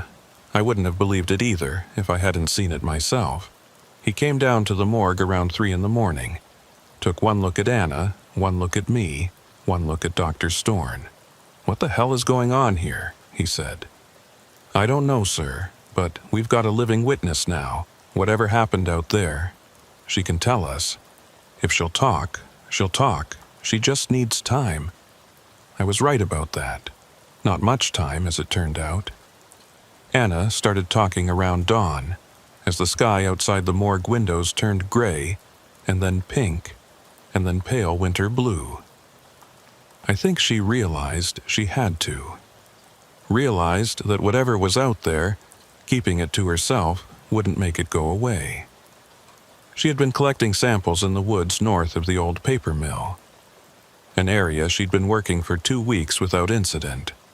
Nothing unusual, nothing dangerous, just trees and snow and the quiet of the winter forest. Then she found the clearing. She couldn't say exactly when it happened or how she had ended up there. 1 minute she was following a creek bed, looking for a good site to collect water samples. The next minute, she was standing in a circular clearing, maybe 30 feet across, ringed by trees so dense they seemed to form a wall. There was no snow in the clearing. That was the first thing she noticed. It was late November, and there was snow everywhere else. 6 inches at least, maybe more. But in this clearing, nothing. Just bare ground, dark and damp, like the snow had melted or been cleared away. The second thing she noticed was the man. He was standing in the center of the clearing. Not moving, just standing there looking at her, wearing a light jacket and thin pants. She called out to him, asked if he was okay, asked if he needed help. He didn't answer. She started to walk toward him, and that's when she felt it. Cold, she said. Her voice was flat, mechanical, like she was reciting from a script. Cold, like I've never felt before. Not weather cold, something else. It came from inside the clearing, from the ground. The man still didn't move, didn't speak. But his mouth was open, she saw now. Open like he was screaming, but no sound was coming out. I tried to leave, Anna said. I tried to turn around and walk away. But I couldn't move. I was standing at the edge of that clearing and I couldn't move.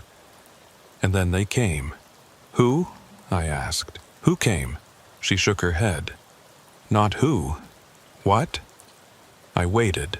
Shadows, she said. Shapes. Coming out of the trees, out of the ground. Not people, not animals. Just shapes. She was crying now, tears running down her face, but her voice stayed flat. They went into him, she said. Into the man. Through his mouth, through his eyes. And he just stood there and took it, stood there and let them. Then they came for me. She was quiet for a long moment. I don't remember what happened after that, she said. I don't remember anything until I woke up here. But I could feel them, inside me, looking out through my eyes, listening through my ears. She looked at me. They're still here, she said, in the woods, in that clearing. They've been here a long time, and they're looking for a way out. I drove out to the coordinates Anna gave me that afternoon. Corey Belstad, our dispatcher, stayed on the radio with me, tracking my location, checking in every 10 minutes. I wasn't going out there alone, not without someone knowing where I was. The clearing was exactly where Anna said it would be, about 3 miles north of the paper mill, in a section of forest that wasn't on any trail, wasn't near any road. I had to hike in for almost an hour, pushing through underbrush and deadfall, following the creek bed that Anna had been following when she found it. But when I reached the coordinates, there was no clearing, just trees. Dense, thick, unbroken forest, the same as everything around it. No circle of bare ground, no gap in the canopy, no sign that anything unusual had ever been here. I walked the area for an hour, searching for any indication of what Anna had described. Found nothing. Either the clearing didn't exist, or it wasn't here anymore, or it didn't want to be found. I reported back to the sheriff, told him what I'd seen, what I hadn't seen. He wasn't sure what to make of it. None of us were. We had a woman who had been dead and was now alive. A man who was still dead with no explanation. A story about shadows and shapes that sounded like a hallucination. And a clearing in the woods that didn't exist. No way to write this up, Kellner said. No way to make it make sense. I know. What do you want to do? I want to keep looking, I said. Something happened out there. Something killed that man. Almost killed Anna. I want to find out what. He looked at me for a long moment, then he nodded. Be careful, he said. Oh, whatever this is, I don't want to lose anyone else to it. I didn't tell him that I had already decided to go back to the woods. Didn't tell him that I was planning to go at night, when Anna said the shapes had come out of the trees. Didn't tell him that I wasn't going to stop until I found the clearing, until I understood what had happened there. Some things you don't tell your sheriff. Some things you just do. I went back that night. I know how that sounds. I know it was stupid, reckless, the kind of decision that gets people killed in horror movies and cautionary tales.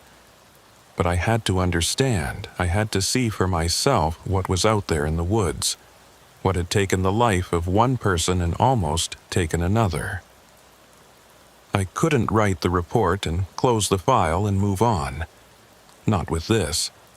I parked at the old paper mill and hiked in by flashlight, following the same route I had taken that afternoon. The woods were different at night, quieter somehow. The snow absorbed sound, and the trees blocked the wind, and the whole forest had a muffled, suffocated quality that made me feel like I was walking through a room with the doors and windows sealed.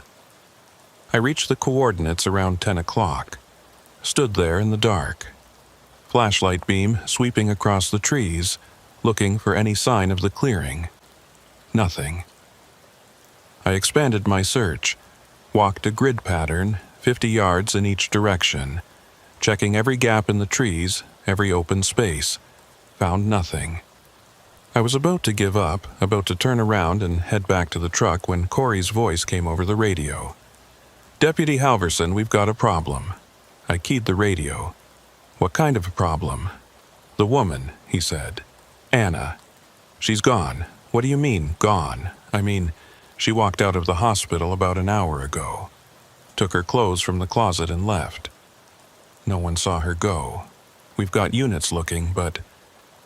He broke off. There was a burst of static, a sound like interference. Then his voice came back, different somehow, strained. "Deputy, I'm picking up something on the radio. Another transmission. I don't know what it is. Put it through." A pause, then a sound came through the radio. A voice, faint and distorted, buried in static. Whispering. I couldn't make out the words. Couldn't even tell if there were words. Just a sound. A whispering sound like voices speaking just below the threshold of comprehension. "Corey, can you trace that?" I said. "Can you tell where it's coming from?" No response. "Corey?" Static. "Corey, do you copy?" Nothing. I stood there in the dark, holding my radio, listening to the static and the whispering. And slowly, so slowly I almost didn't notice it at first, I became aware of something else. Cold. The temperature was dropping. Not the normal cold of a Minnesota November night. Something deeper than that. Something that seemed to come up from the ground, from the earth itself. I turned in a circle, flashlight out, scanning the woods. There was a gap in the trees. It hadn't been there before, I was certain of that.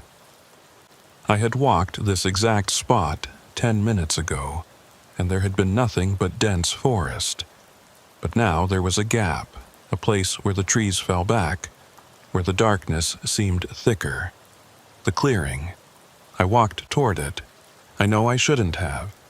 I know I should have turned around and gotten out of there as fast as I could, but I walked toward it anyway, one step at a time, my flashlight beam reaching into that thick darkness and finding nothing. The clearing was there, just like Anna had described. Circular, maybe 30 feet across, ringed by trees. No snow on the ground. Just bare earth, dark and damp. And in the center, a figure. Anna. She was standing with her back to me, facing the trees on the far side of the clearing. Not moving. Just standing there, the same way the dead man had been standing when she found him. "Anna," I said. I kept my voice calm, steady. "Anna, you need to come with me. You need to get out of here." She didn't respond. I stepped into the clearing. The cold hit me like a wall, like walking into a freezer, into something beyond a freezer, a cold so intense it seemed to freeze my lungs, my blood, the thoughts in my head. I gasped, staggered, tried to keep my balance. Anna turned around. Her eyes were open, wide open, just like the dead man's had been. But there was something in them. something looking out. "They want out," she said. Her voice was wrong, too flat, too empty. "They've been here so long, they want to leave." "Who?" I managed. "Who wants to leave?" She smiled. It was the most terrible thing I've ever seen. "We do," she said. The shadows came out of the trees. I don't know how to describe them. They weren't shapes exactly. Weren't anything solid or defined. Just darkness. Areas of darkness that moved, that flowed, that came toward me across the clearing like water running downhill. I raised my weapon, knew it wouldn't do anything. Raised it anyway. "Deputy." A voice. Behind me.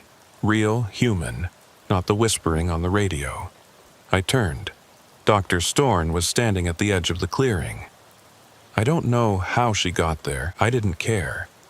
She had something in her hands, something that glowed. "Close your eyes," she said. I closed my eyes. Light. Even through my eyelids I could see it. Bright, white, pure. Filling the clearing, filling the world. And sound, the whispering sound, rising, becoming something else. Becoming a scream. Then silence. I opened my eyes. The clearing was empty. Anna was lying on the ground, unconscious but breathing. Dr. Storn was still standing at the edge of the trees, holding what I could now see was a heavy-duty industrial flashlight, the kind they use in search and rescue operations, bright enough to illuminate a mountainside. The shadows were gone. I stood there, shaking with cold and adrenaline, trying to understand what had just happened. "Light," Dr. Storn said. Her voice was steady, but I could see her hands trembling. "They can't tolerate light. I don't know why, I don't understand what they are, but when the power went out at the morgue, when everything went dark, that's when they came. That's when Anna woke up, and when the lights came back on, they retreated." She looked at me. "I did some research after you left today. Historical records, indigenous accounts. There are stories about this place, this specific area of forest. Stories going back hundreds of years." "What kind of stories?" "Stories about things that live in the dark," she said. "Things that wait. Things that look for a way into our world, a way to inhabit it. They need hosts, living bodies they can enter. And they need darkness. That's how they move, how they spread." She looked down at Anna. "They were in her," she said, looking out through her eyes. "But they're gone now. The light drove them out." "Are they destroyed?" She shook her head. "I don't think so. I think they're just back in the clearing, back in the dark, waiting." I looked around at the trees, at the darkness beyond the reach of our flashlights. "Then we need to make sure no one else comes out here," I said. "Need to close this area off, keep people away." Dr. Storn nodded. "We can do that, but it won't last forever. Eventually someone will come. Someone always comes. So what do we do?" She was quiet for a moment. Then she said, "I don't know, but I think we need to find out more about what they are, what they want. If there's a way to stop them, to close the door. It's in those old records. We just have to find it." We carried Anna out of the woods, called for an ambulance. She woke up on the way to the hospital and didn't remember anything after leaving her room. The last thing she recalled was a feeling of being called, of something pulling her toward the woods, toward the clearing. The man from the morgue was buried the following week. We never did identify him. No fingerprint matches, no dental records, no DNA in any database. He was a John Doe, and he went into the ground as a John Doe, and wherever he came from, whatever his story was, it went with him. I wrote my report, kept it factual. Victim found in woods, cause of death unknown. Second victim found nearby, also cause of death unknown. Victim later revived under unusual circumstances. Investigation ongoing. Nothing about shadows. Nothing about clearings that appear and disappear. Nothing about voices on the radio or things that live in the dark. Some things you don't put in reports. Some things you just know. The area north of the old paper mill has been closed to the public.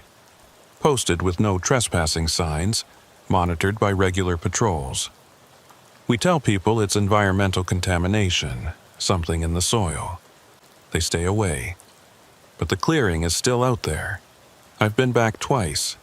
Once during the day, when it doesn't exist, when there's nothing but trees. Once at night, when it appears, when the darkness gathers and the cold rises from the ground and the whispering starts. I don't go in anymore. I just stand at the edge and I watch. And I make sure my flashlight is always fully charged. Dr. Storn has been researching, going through old records, indigenous histories, anything she can find about what lives in those woods. She's found some things. Stories about people who went into the forest and never came back. Stories about shapes in the darkness, about voices that call from the trees. Stories about a door that opens sometimes when the conditions are right and what comes through. We're trying to understand, trying to find a way to close the door for good, but it's slow work and the winter is long and the darkness comes earlier every day. Anna Kowalski recovered. Physically, at least. She went back to Wisconsin, back to her life. But she called me last week, said she's been having dreams. Dreams about the clearing, about the cold, about something watching her from the darkness. They're not gone, she said. They're still there. And they're still looking for a way out. I didn't know what to tell her, didn't know how to help. I just said to stay in the light. Stay in the light and don't go into any dark places alone. It's not much. It's all I have. Corey Belstad, our dispatcher, says he still hears the whispering sometimes. On certain frequencies, at certain times of night. Just barely there. Just below the threshold of comprehension. Voices speaking words he can't quite make out. He started leaving all the lights on in the dispatch center. All night, every night. Says it makes him feel better. I understand. I do the same thing at home now, every light on, every room bright. My electric bill has tripled, but I don't care. I'll take the expense over the alternative, because they're still out there. In the woods, in the clearing, in the darkness. Waiting, watching, looking for a way through. And I don't know how to stop them. I just know we have to try. The snow has started falling again. Winter is settling into the North Country. The nights getting longer, the darkness deeper. Soon the sun will set at 4 in the afternoon and not rise again until 8 the next morning. 16 hours of night. 16 hours of darkness. I'm not looking forward to it, but I'll be here. Running patrol, checking the perimeter around the paper mill, making sure no one wanders into those woods. Doing my job, and carrying the biggest flashlight I can find. Just in case. The last thing I want to say is this. I don't know what those things are. I don't know where they came from, or how long they've been there, or what they want. I don't know if they're ghosts, or demons, or something else entirely. Something that doesn't have a name in any language. But I know they're real. I know they killed a man and almost killed a woman. I know they're waiting in the darkness, in a clearing that exists only at night, looking for a way into our world. And I know that as long as they're there, I'll be watching. I'll be watching, and I'll be ready. And when they try to come through again, I'll be there to drive them back. It's not much of a plan, but it's what I have. And sometimes that has to be enough.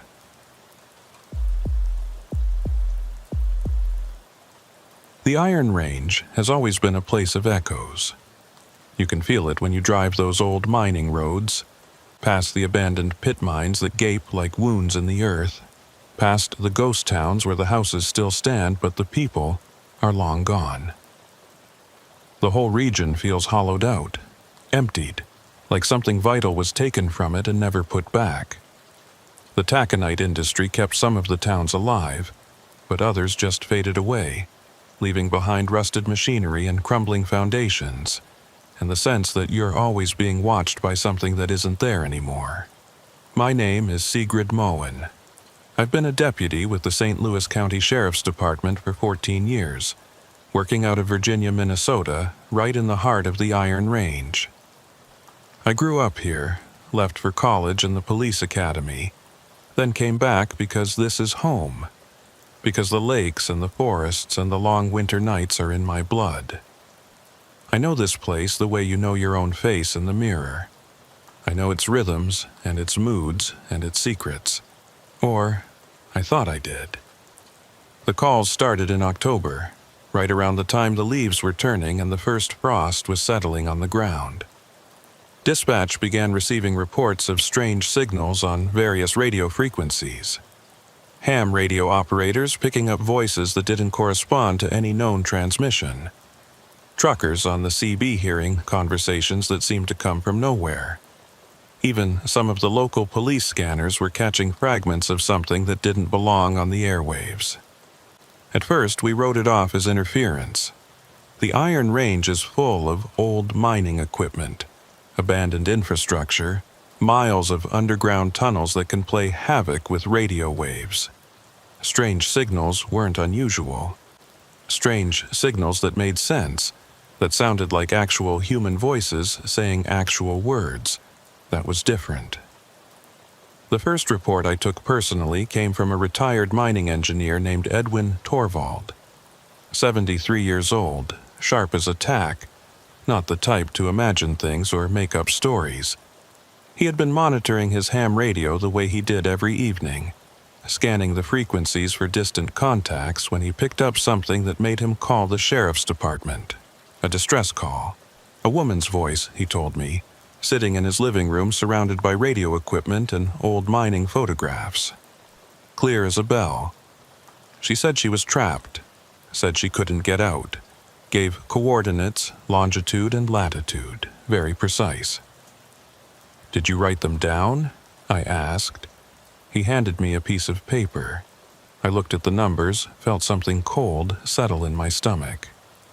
The coordinates pointed to a location in the middle of the Mesabee Iron Range about 15 miles north of Virginia, to a place I knew, the Northland Mine. The Northland had been one of the biggest open-pit operations in the region back in the 50s and 60s. Then the ore ran out and the company moved on, leaving behind a pit half a mile wide and 300 feet deep, slowly filling with groundwater. The site had been fenced off for decades, posted with warning signs, but people still went out there sometimes. Teenagers looking for a place to party, photographers drawn to the eerie beauty of the flooded pit, the occasional urban explorer searching for relics of the mining days. And sometimes people went out there and didn't come back. I drove to the Northland Mine that afternoon. The access road was overgrown but passable, the fence rusted and breached in several places. I parked at the edge of the pit and got out, stood there looking down at the water that had filled what used to be one of the most productive iron mines in the world. The pit was massive. Even after all these years, it was hard to comprehend the scale of what had been dug out of the earth here.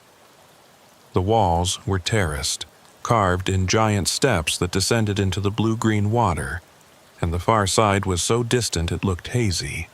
The water itself was clear and cold and very, very deep. They said it went down hundreds of feet in places, filling the tunnels and shafts that had been dug beneath the open pit. I walked the perimeter of the accessible area, looking for any sign of recent activity, any indication that someone had been here, that someone might be in trouble. I found nothing, just the pit and the water and the wind blowing across the empty landscape. I called the coordinates into dispatch, asked them to check missing persons reports for the area. They came back with nothing. No one had been reported missing. No one was looking for anyone out here. I went back to the office and filed my report. logged the incident as a possible hoax or misidentified transmission, put it aside and moved on to other things. 3 days later, Edwin Torvald called again. The woman was back on the radio. Same voice, he said. Same message. She's trapped. She can't get out. But this time, she said something else. What? She said, "They can hear you. They know you came looking." I felt that cold feeling again, deeper this time. "Who can hear me?" I asked. "What does that mean?" "I don't know, deputy." But she sounded scared, more scared than before. I went back to the Northland mine the next day. This time, I brought backup. Deputy Carl Nystrom, 10 years on the force, solid and unflappable.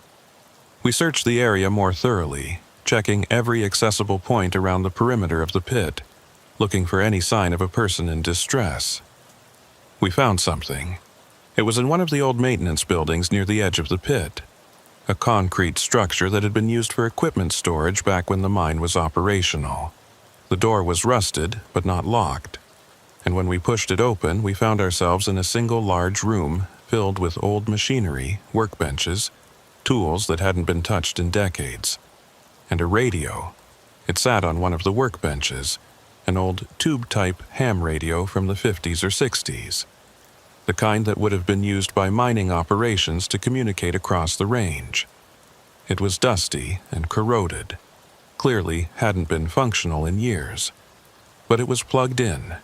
The power cord ran across the floor and out through a hole in the wall. We followed it outside and found that it connected to a generator, a modern portable unit that was sitting behind the building hidden from view. The generator was off, but the fuel tank was full. Someone had been here. Someone had set this up. We searched the building more carefully, found nothing else out of the ordinary. No sign of habitation, no personal items, no indication of who had brought the generator or why. I photographed everything, bagged the radio as evidence, called in a forensics team to check for prints and DNA. Then I went back to the office and started making calls. Who owned that land? Who had access? Who might have a reason to set up a radio in an abandoned building and broadcast fake distress signals? The answers I found didn't help. The land was owned by a holding company that had bought it from the mining corporation 30 years ago. The company was defunct, its principals long dead or moved away.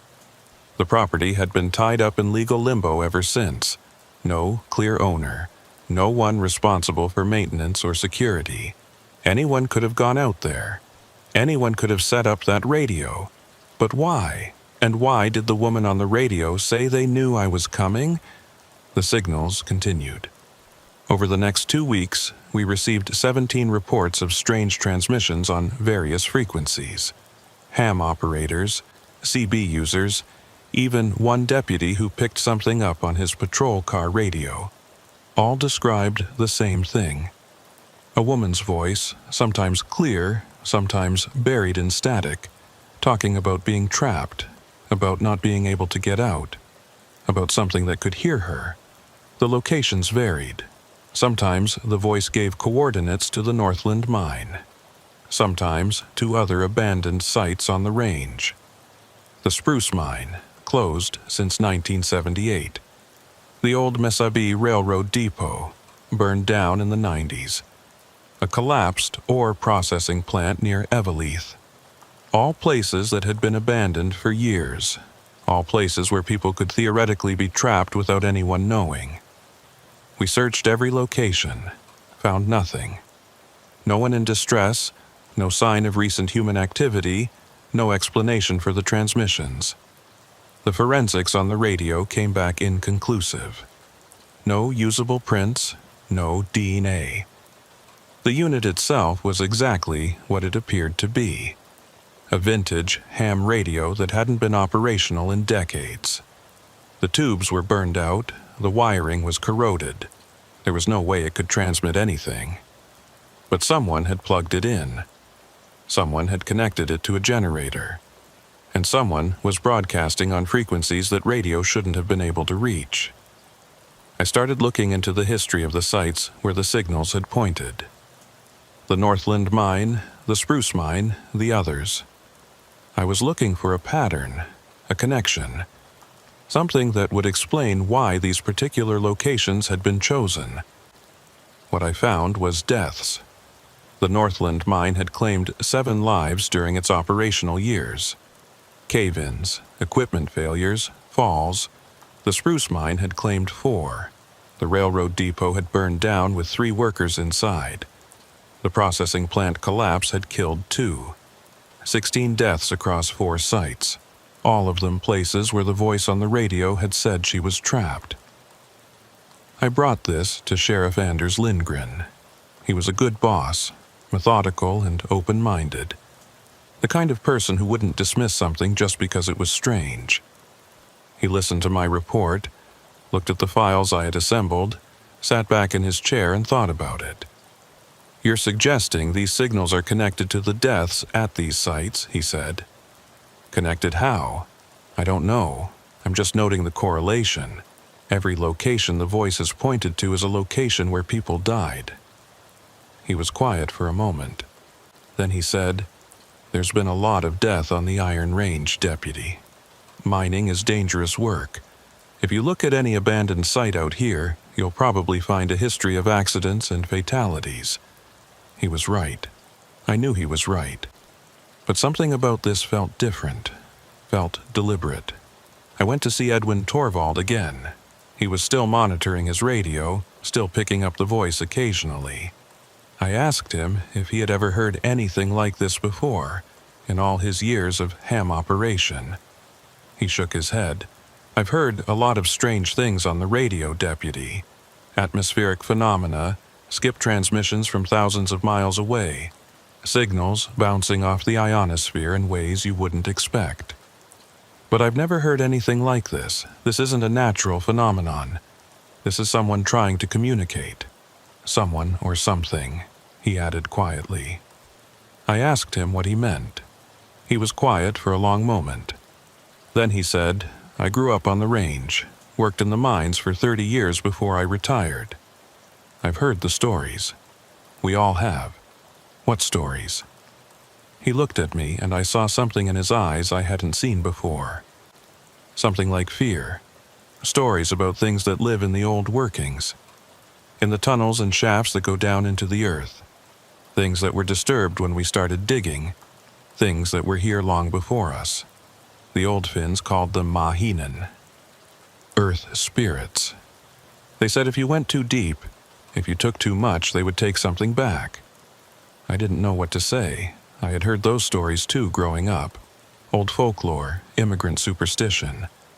I had never taken them seriously, but I was taking the signals seriously, and I didn't have a better explanation. I drove out to the Northland Mine again that night. Alone, this time. I know I shouldn't have. I know it was against protocol, against common sense. But I needed to see the place in the dark. Needed to see if it felt different when the sun went down. It did. The pit was massive in daylight, but at night it was something else entirely. A void, an absence, a hole in the world. The water at the bottom was invisible in the darkness, and the terraced walls were just suggestions of shape, barely distinguishable from the black sky above. I stood at the edge and looked down into that emptiness, and I felt like I was looking into something that was looking back. My radio crackled. I grabbed it, keyed the transmit button. "Dispatch, this is Deputy Moen. Did you just try to reach me?" "Negative," came the reply. "No transmission from dispatch." I stood there, radio in hand, waiting. The night was quiet, no wind, no sound. Just the emptiness of the pit, and the darkness, and the feeling that I was not alone. Then the voice came through. Not on the dispatch channel, on a different frequency, one that my radio shouldn't have been able to receive. A woman's voice, faint but clear. "They're waiting for you." I spun around, scanning the darkness with my flashlight. There was nothing there. No one. They've been waiting a long time. I keyed the radio. Who is this? Where are you? Silence, then static, then nothing. I got back in my cruiser and drove away from there as fast as the road would allow. I didn't stop until I was back in Virginia, back in the light and the noise of town. I sat in my car in the parking lot of the sheriff's station, hands shaking, trying to make sense of what had just happened. Someone was doing this. Someone was playing a very elaborate game, using radios and recordings and careful staging to create the impression of something supernatural. There had to be a rational explanation. There was always a rational explanation. But when I closed my eyes, I could still hear that voice. They're waiting for you. They've been waiting a long time. I started digging into the history of the Iron Range. Not just the mining history, but everything. The indigenous peoples who had lived here before European settlement. The early explorers, the immigrants who came to work the mines. I was looking for anything that might connect to what was happening. Any legend or tradition that might explain the signals, the voice, the feeling that something was present in those abandoned places. What I found was more than I expected. The Ojibwe, who had lived in this region for centuries before the mining began, had stories about the area where the Mesabi Range would eventually be discovered. They called it a place of power, but also a place of danger. The iron in the earth was sacred to them. They believed it held spirits, entities that lived in the rock and the soil, that had been there since the beginning of the world. They also believed that disturbing the iron would disturb those spirits. When the mining began in the 1890s, the indigenous warnings were ignored. Of course they were. There was money to be made, fortunes to be built. The iron ore of the Mesabi Range was some of the richest in the world, and nothing was going to stop its extraction. But the old-timers on the range, the Finns and Norwegians and Italians who worked the mines, they developed their own stories, their own warnings. They talked about sounds in the tunnels, voices, footsteps in empty shafts. They talked about colleagues who went into the deep workings and came out different, changed, like something had touched them down there. And they talked about the signals. I found references going back to the 1920s, when radio technology first came to the range. Miners reported picking up strange transmissions on their equipment, voices that didn't belong to anyone they knew, speaking languages they didn't recognize.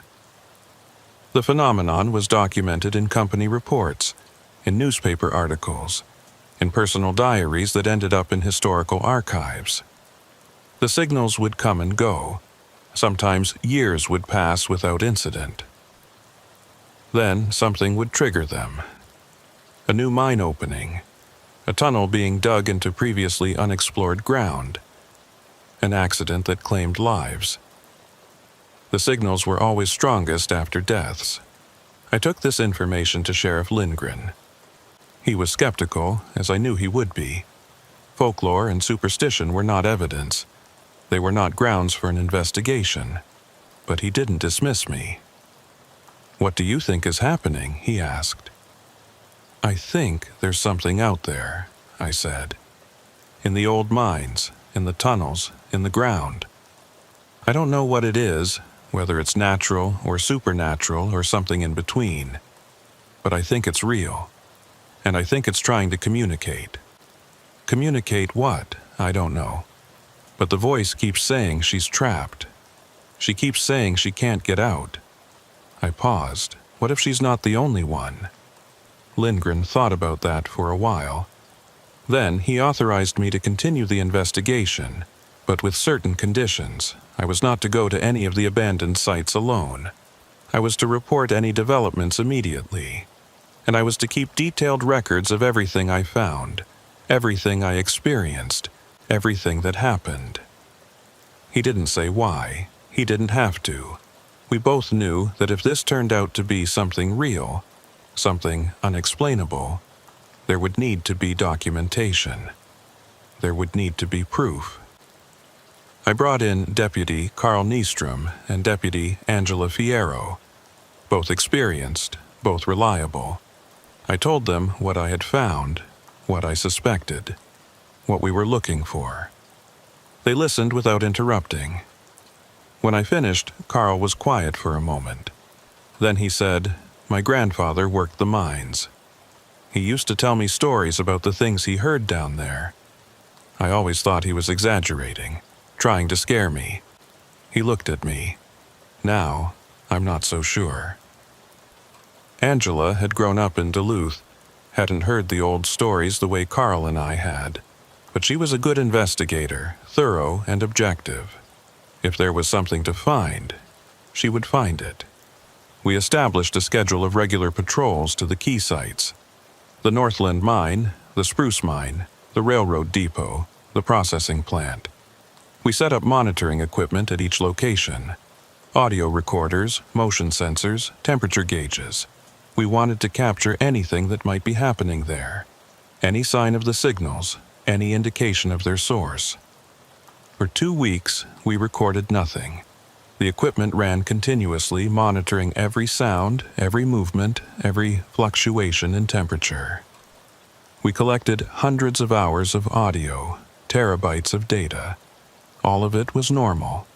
Background noise, ambient sounds, the usual activity of abandoned places settling and decaying. But the reports of signals kept coming. Ham operators, CB users, scanner listeners. All across the range, people were picking up the voice. Sometimes it said the same things. Trapped, can't get out. They know you're listening. Sometimes it said new things. Names, places, warnings. One night, Edwin Torvald called me at home. "She's saying something different now," he said. His voice was strained, worried. "She's saying they're coming up. She's saying they're going to come up and they won't go back down." "What does that mean?" I asked. "Coming up from where?" "From the ground, deputy. From under the earth. From where we put them." That night, there was an incident at the Spruce Mine. Angela Fierro was on patrol, making her regular check of the monitoring equipment.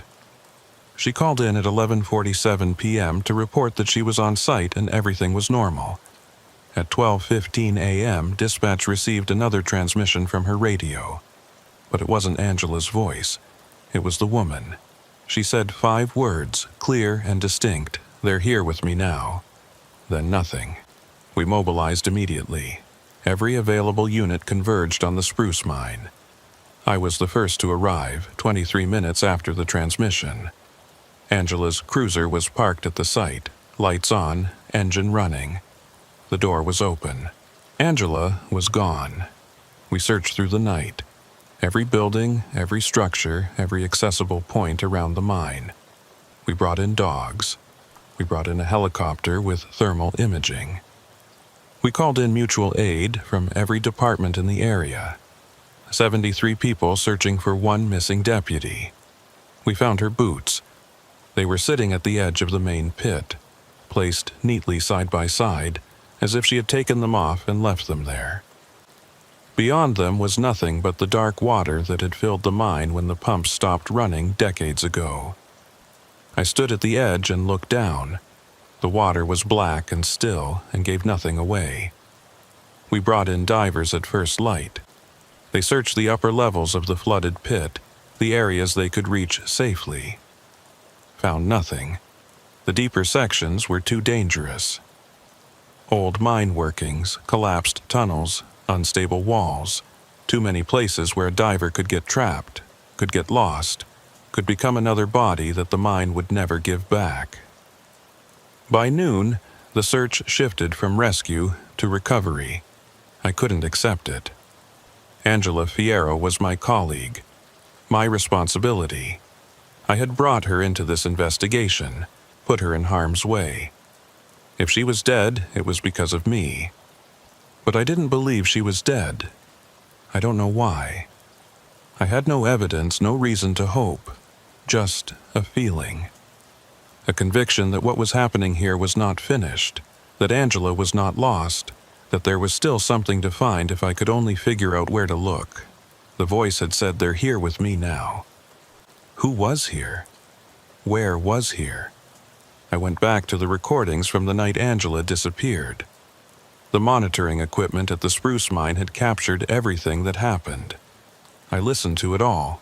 For the first 2 hours, nothing unusual. Ambient sounds, the creak of old buildings, the whisper of wind through broken windows. Then, at 11:52 p.m., 5 minutes after Angela's initial check-in, something changed. A sound, low, rhythmic, almost like breathing, coming from somewhere inside the mine. Then voices. Not the woman's voice. Not any single voice. Many voices, overlapping, murmuring, speaking words I couldn't make out. They grew louder over the next several minutes, rising in intensity until they were almost shouting. Then Angela's voice, clear and sharp.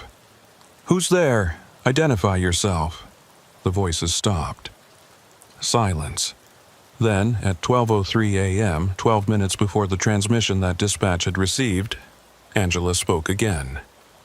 "Deputy Fierro requesting backup. There's someone here.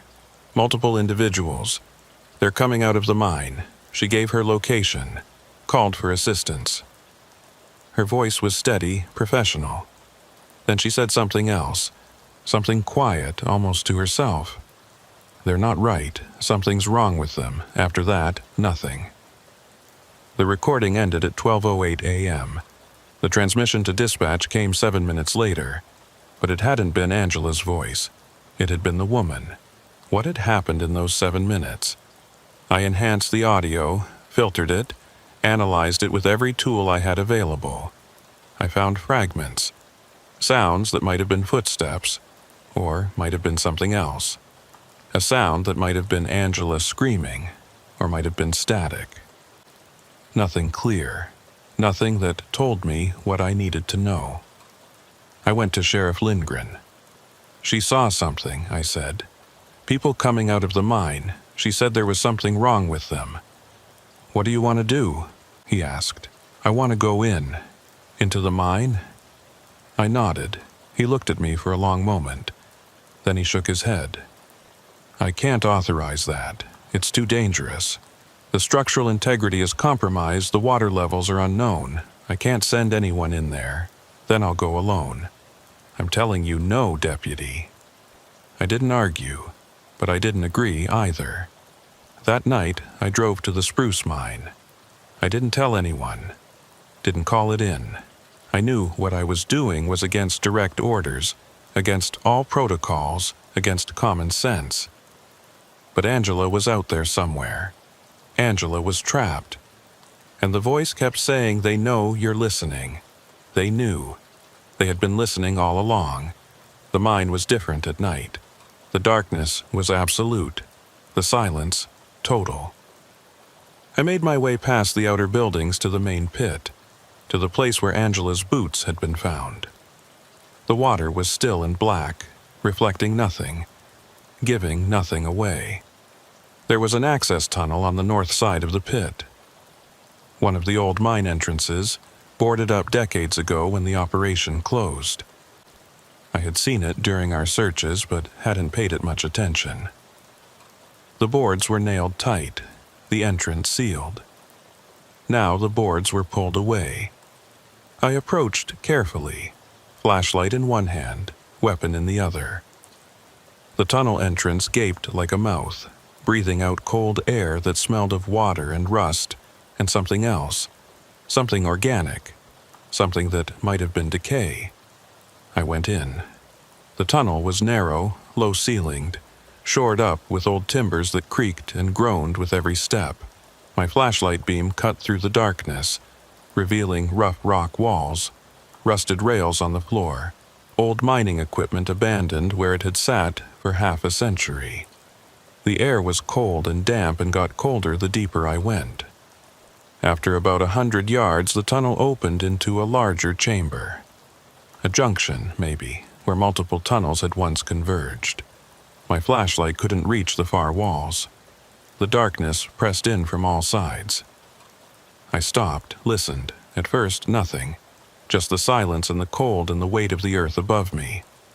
Then I heard it. breathing, not mine, coming from somewhere in the darkness ahead of me. Slow, rhythmic, like someone sleeping, or like many someones. "Hello?" I called out. "Deputy Fierro, are you in here?" The breathing stopped. Silence. Then the voices started, all around me, coming from everywhere and nowhere. The murmuring I had heard on the recording, but louder now, clearer. Words in languages I didn't recognize. Words that sounded like English but weren't quite. Words that seemed to be speaking to each other, about me, while I stood there in the darkness, listening. I brought my weapon up, swept my flashlight in a circle. The beam found nothing. Just empty darkness, empty air. "Angela," I shouted, "if you can hear me, call out." The voices stopped. "She can't answer you." The woman's voice, right beside me, so close I could have touched her if she had been there. But there was no one there, no one I could see. "She's with us now. Who are you?" I demanded. "What do you want?" "We want out." The voice was different now. Not just one woman. Many voices, layered together, speaking as one. "We've been here so long, in the dark, under the earth. We want to come out." I felt something touch my arm. Something cold, something that gripped with strength that shouldn't have been possible. I twisted away, fired a shot into the darkness, the sound enormous in the confined space. The grip released, the voices laughed, I ran. I don't know how I found my way out. The tunnel twisted and branched, and I wasn't thinking clearly. I just ran, following my flashlight beam, bouncing off walls, stumbling over debris until suddenly I was outside again, standing at the entrance of the mine, gasping for breath, my heart hammering so hard I could barely think. I got in my cruiser and drove away from there. I didn't stop until I was back in Virginia. I sat in my car in the parking lot of the sheriff's station, shaking, trying to process what had just happened. I had gone into the mine, I had heard the voices, something had grabbed me, and they had said Angela was with them. She was alive. I was sure of it now, and I was going to get her back. I didn't tell Sheriff Lindgren about my unauthorized trip to the mine. I couldn't. I had disobeyed a direct order, had gone alone into a dangerous situation without backup or notification. If he found out, I would be suspended. Maybe fired. But I also couldn't stop. Angela was alive. The voices had told me so. She was with them, wherever they were, whatever they were, and if I was going to get her out, I needed to understand what I was dealing with. I went back to the research, dug deeper this time. Not just folklore and legend, but technical records. Engineering reports, geological surveys, anything that might tell me what was in those old mines. What we had dug into. What we had disturbed. The Iron Range sits on one of the oldest rock formations in North America. The Canadian Shield, more than 2 billion years old. The iron ore that made the range famous was formed in ancient seas, laid down in layers over millions of years, then compressed and metamorphosed into the rich deposits that the mining companies found. But there were other things in those rocks. The geological surveys documented anomalies, areas where the standard formations didn't hold, where the rock was different in ways the geologists couldn't fully explain. Pockets of unusual mineral compositions. Cavities that seemed to have formed naturally but didn't match any known geological process. Depths where the surveys simply stopped returning data, as if there was nothing there to measure, or as if whatever was there didn't want to be measured. I found one report that stood out. A survey from 1957, conducted at the Spruce Mine during the height of its operation. The company had been planning to extend one of the deeper tunnels, and they needed to know what they would be digging into. The survey found something unexpected. About 300 feet below the deepest existing tunnel, there was a void. Not a natural cavern, the geologists wrote. Something else. The rock around it was different in composition, different in structure. It absorbed rather than reflected the survey signals. It was as if there was a space in the earth that didn't want to be seen. The company halted the tunnel extension. Too risky, the report said. Too many unknowns. 3 years later, the spruce mine was closed. I drove out to see Edwin Torvald, showed him what I had found. He looked at the reports, nodded slowly. There were stories about the deep places, he said. The miners who worked the lowest levels, they talked about hearing things, seeing things, lights in tunnels where there shouldn't be lights, sounds that didn't match any equipment or operation. He paused. Some of them said the mine was alive, that the deeper you went, the more you could feel it, like a heartbeat way down in the earth. Did anyone ever go to the bottom? I asked. Did anyone ever find out what was down there? He shook his head. Some tried. Most came back saying there was nothing, just more rock. But a few didn't come back at all. And the ones who did come back, some of them were different. Different how? He was quiet for a long moment. Then he said, "They didn't talk about it." That's how I knew something was wrong. Miners talk about everything. The conditions, the dangers, the things they see. But the ones who went to the bottom, they never said a word. I left Torvald's house with more questions than answers. But I was starting to form a theory. A picture of what might be happening in those old mines. Something was down there. In the deep places. In the voids that the surveys couldn't penetrate. Something that had been there for a very long time, maybe as long as the rocks themselves. The mining had disturbed it, opened connections between its world and ours, and now it was trying to come up. They want out. The voice had said it. They had been there so long, in the dark, under the earth. They wanted to come out, and they were using the signals to reach us, using our technology, our radios, our frequencies, finding ways to communicate, to be heard. But why? What did they want from us? I thought about Angela, about her boots at the edge of the pit, placed so neatly, about her voice on the recording, saying there was something wrong with them. I thought about the hand that had gripped my arm in the darkness of the mine. Cold. Strong, wrong. They wanted out, and they needed us to let them. I went to Sheriff Lindgren, told him what I had found. The geological reports, the void beneath the spruce mine, the history of strange occurrences in the deep workings. I didn't tell him I had been inside the mine, didn't tell him about the voices, the hand, the things I had heard. I just laid out the data and let him draw his own conclusions. He listened without interrupting. When I finished, he was quiet for a long time. "What are you proposing?" he asked finally. "I want to go back to the spruce mine. I want to find that void. I want to see what's down there. That's suicide. Maybe. But Angela is down there. She's alive. I heard them say so." He looked at me sharply. "You heard? When?" I hesitated. Then I told him. All of it. The unauthorized trip, the tunnel, the voices, the thing that had grabbed me. When I finished, I expected him to be angry. Expected him to suspend me on the spot. Instead, he just sat there, looking at his desk, thinking.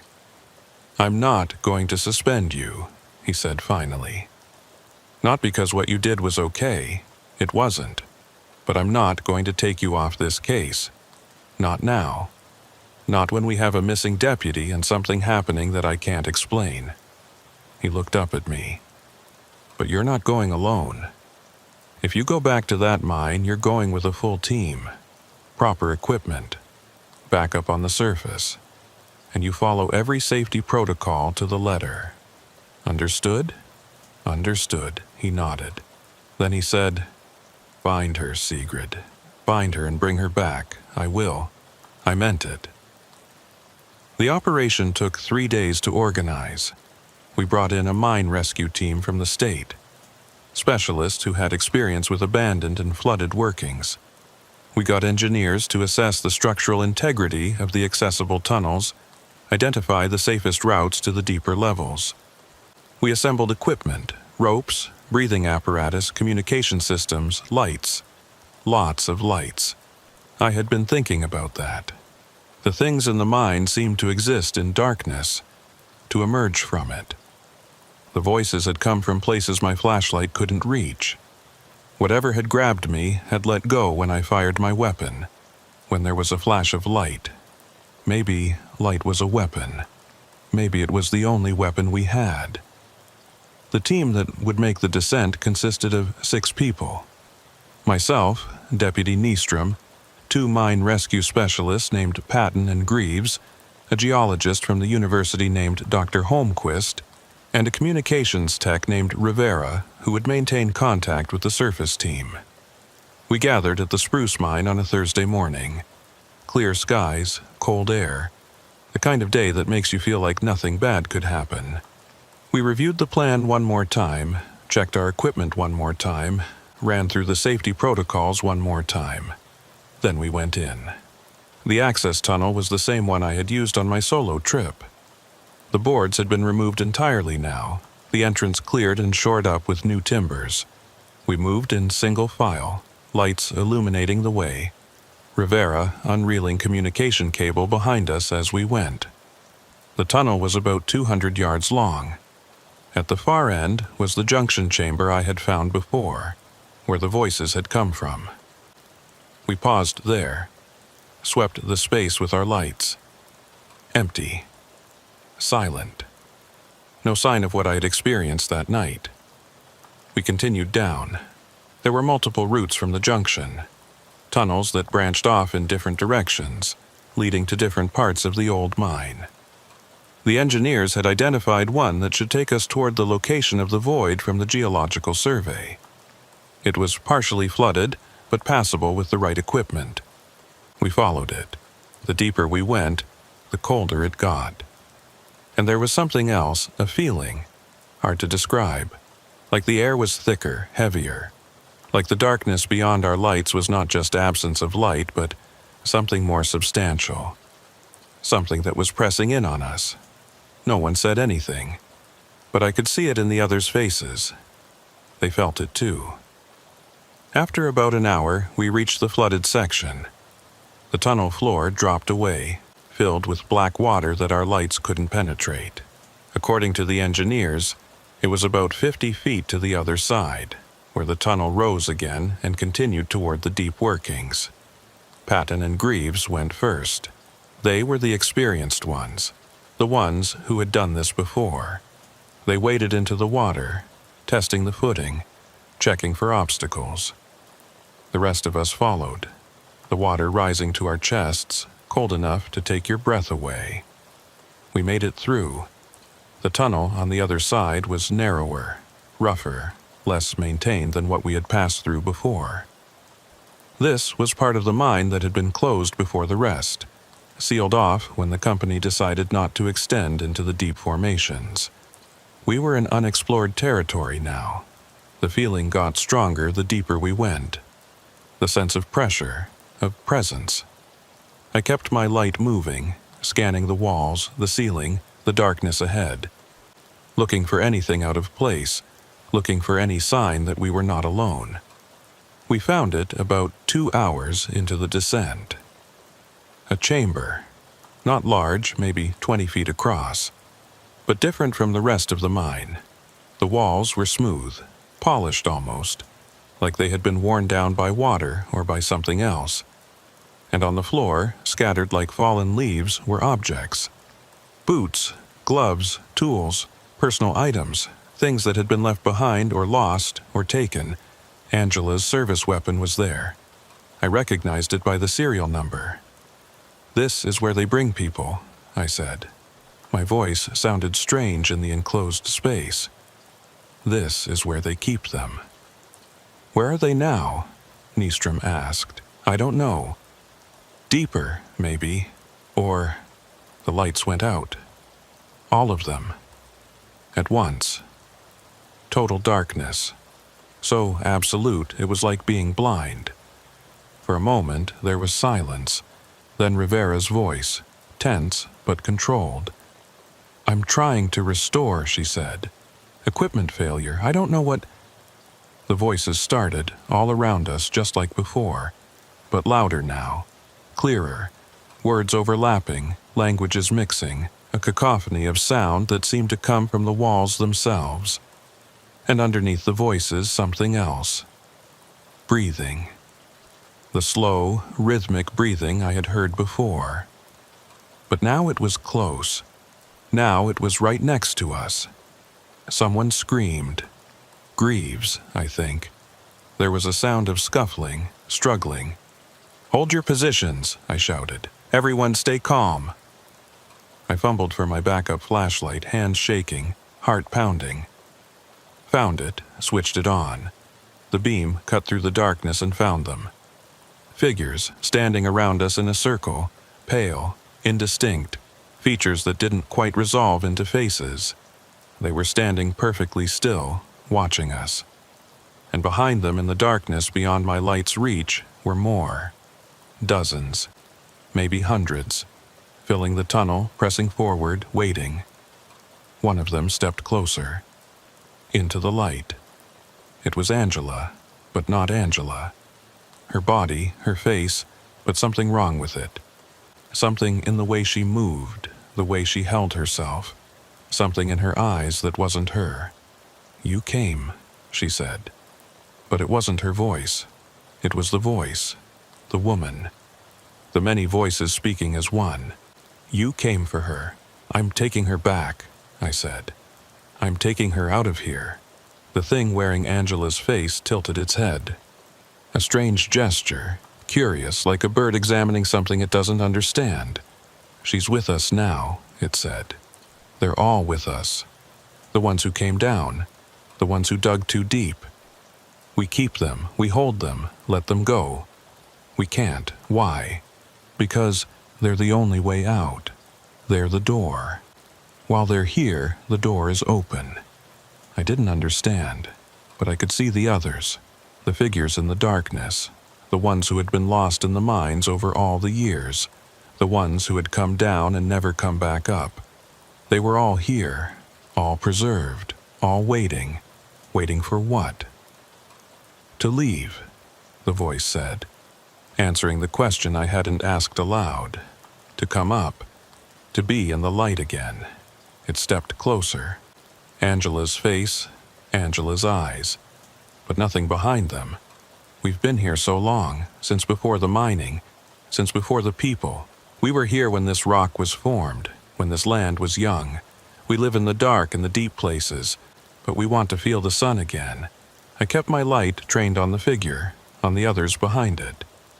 They didn't advance. The light was holding them. "If I let you out," I said, "what happens to the people you've taken?" "They stay with us. Part of us. Always.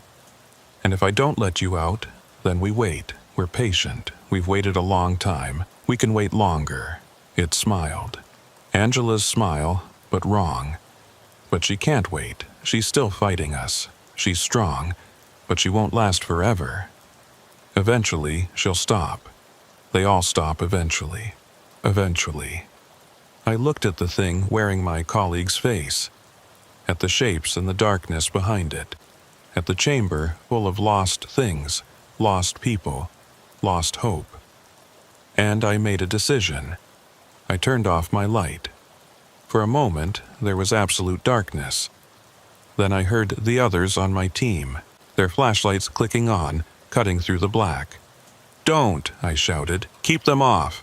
Confusion, protests. But they listened. The darkness held. And in the darkness I felt them move closer. The figures, the voices, pressing in, surrounding us. "You think this will help?" the voice said. "You think the darkness makes you stronger? We are the darkness. We are what lives in it." "I know," I said, "but I'm not here to fight you. Then why are you here? To make a deal?" Silence. The breathing sound all around us. Then, "What deal?" You want out, I said. You want to feel the sun, but you can't do it without a host. Without someone to carry you up, to be your door. The voice didn't respond, but I could feel it listening. I'll be your door, I said. Take me. Let the others go. All of them. Everyone you've been holding here. Let them go, and I'll bring you up. More silence. Then the voice, different now. Considering. You would do this? Give yourself to us if you let them go. All of them, including Angela. She's useful to us. Strong. I'm stronger, I said. And I'm offering. That has to count for something. Another pause. The longest yet. I stood there in the darkness, waiting, feeling them all around me, feeling the decision being made. Then, yes. The word echoed through the chamber, through the tunnel, through the earth itself. Yes. The deal was made. I felt them enter me. It's hard to describe. Like cold water filling your lungs, except it wasn't painful.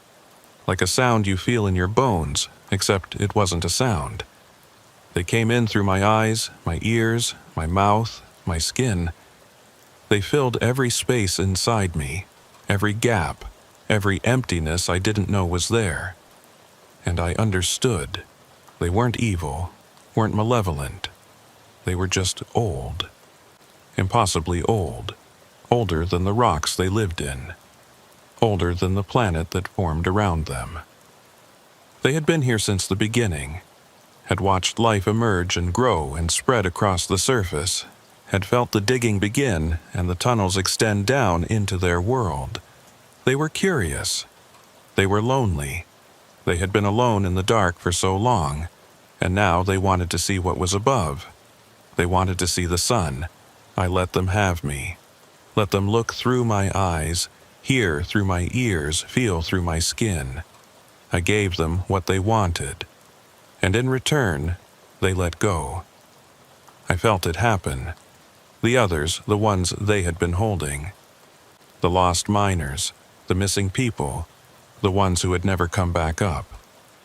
They released them, all at once, like a breath being let out. Including Angela. I heard her gasp, heard her voice, her real voice, confused and frightened but alive. What? She said. Where? Get her out, I said. My voice sounded strange, layered, not just me anymore. Get everyone out. Now. Nystrom moved. I couldn't see him in the darkness, but I heard him, heard the others, movement, activity, the sound of people being gathered, being led. Sigrid, Carl's voice. What did you do? The only thing I could. Now go. Get them to the surface.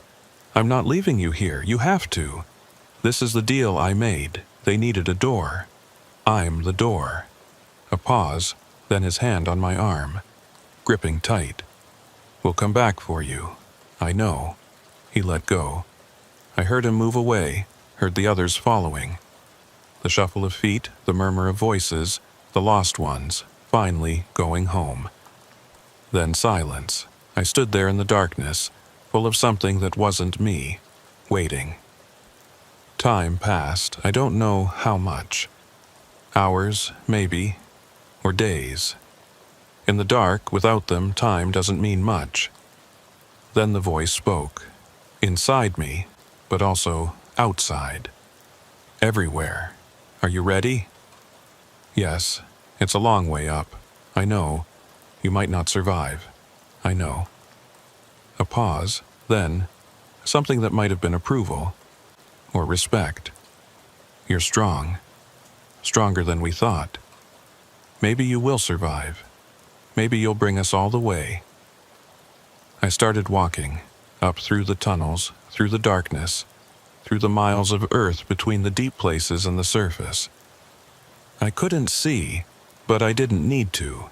They knew the way. They had been watching the miners for 100 years, learning the paths, the routes, the ways in and out.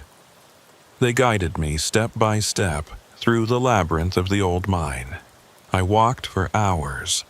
My legs burned, my lungs ached, my body screamed for rest. But I kept going.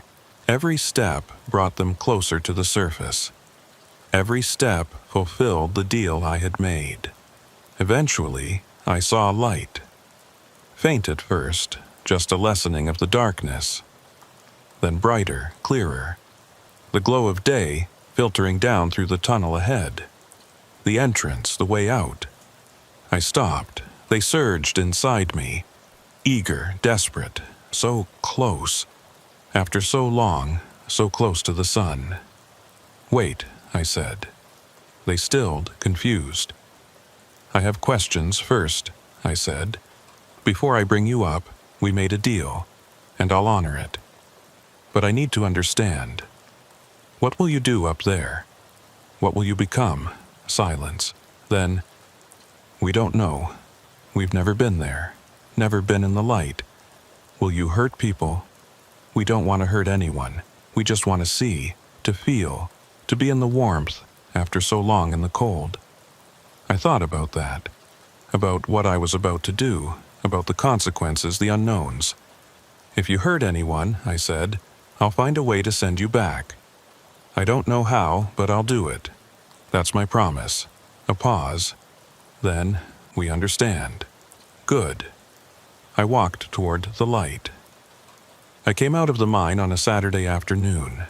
The light was blinding. I had been in darkness so long that even the gray winter sky was too much to bear.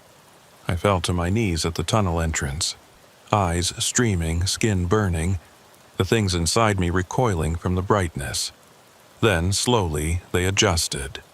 They saw the sky, the clouds, the pale sun, the trees at the edge of the mine property. They felt the wind, the cold air, the space, the openness of the world above ground, and they were overwhelmed. I felt it, the awe, the joy, the sheer wonder of it. For billions of years they had been in the dark, in the deep places under the weight of the earth. Now they were seeing the surface for the first time. It was the most beautiful thing they had ever experienced. They didn't want to hurt anyone. I had been right about that. They just wanted to see, to feel, to exist in the light after so long in the darkness. I let them have it. Let them experience the world through me, all of it. The sights and sounds and sensations. I walked through the forest, drove into town, stood on the shore of the lake and watched the sun set. I gave them everything I could, and then, when they had seen enough, they left. I felt them go. It was like the cold water draining out, like the sound fading away. They flowed out of me and dissipated into the air, into the light, going wherever things like them go when they finally reach the surface. I don't know what they became. I don't know where they went, but I know they were grateful. I felt that right at the end. A sense of thanks, of acknowledgement, for the deal I had made, for the door I had been. Then they were gone, and I was alone. I collapsed at the edge of the lake. Lay there on the rocks, staring up at the sky, feeling my body again. Just my body. Just me. They found me there an hour later. Carl and Angela and a search team that had been looking for me since I didn't come out of the mine with the others. Angela had told them what happened, what I had done. She was okay, shaken, confused, with gaps in her memory she might never fill. But okay, herself again. They were all okay. All the people who had been held in the deep places, the ones who had been lost for years, decades. They came out of that mine changed, but alive. Most of them didn't remember what had happened to them. The time they had spent down there was just a blank, a gap in their lives. Maybe that was a mercy. I spent 3 days in the hospital, exhaustion, dehydration, minor injuries from the long walk through the tunnels. Nothing serious, nothing permanent. Except I was different. Not in any way I could explain or prove, just different. I could feel it. Something had changed inside me, in the place where they had been. An emptiness that wasn't quite empty. A door that was closed but not locked.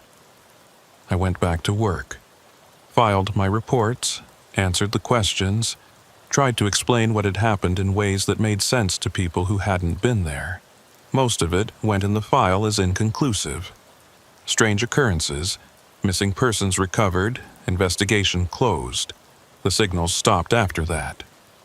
No more voices on the radio, no more reports of strange transmissions.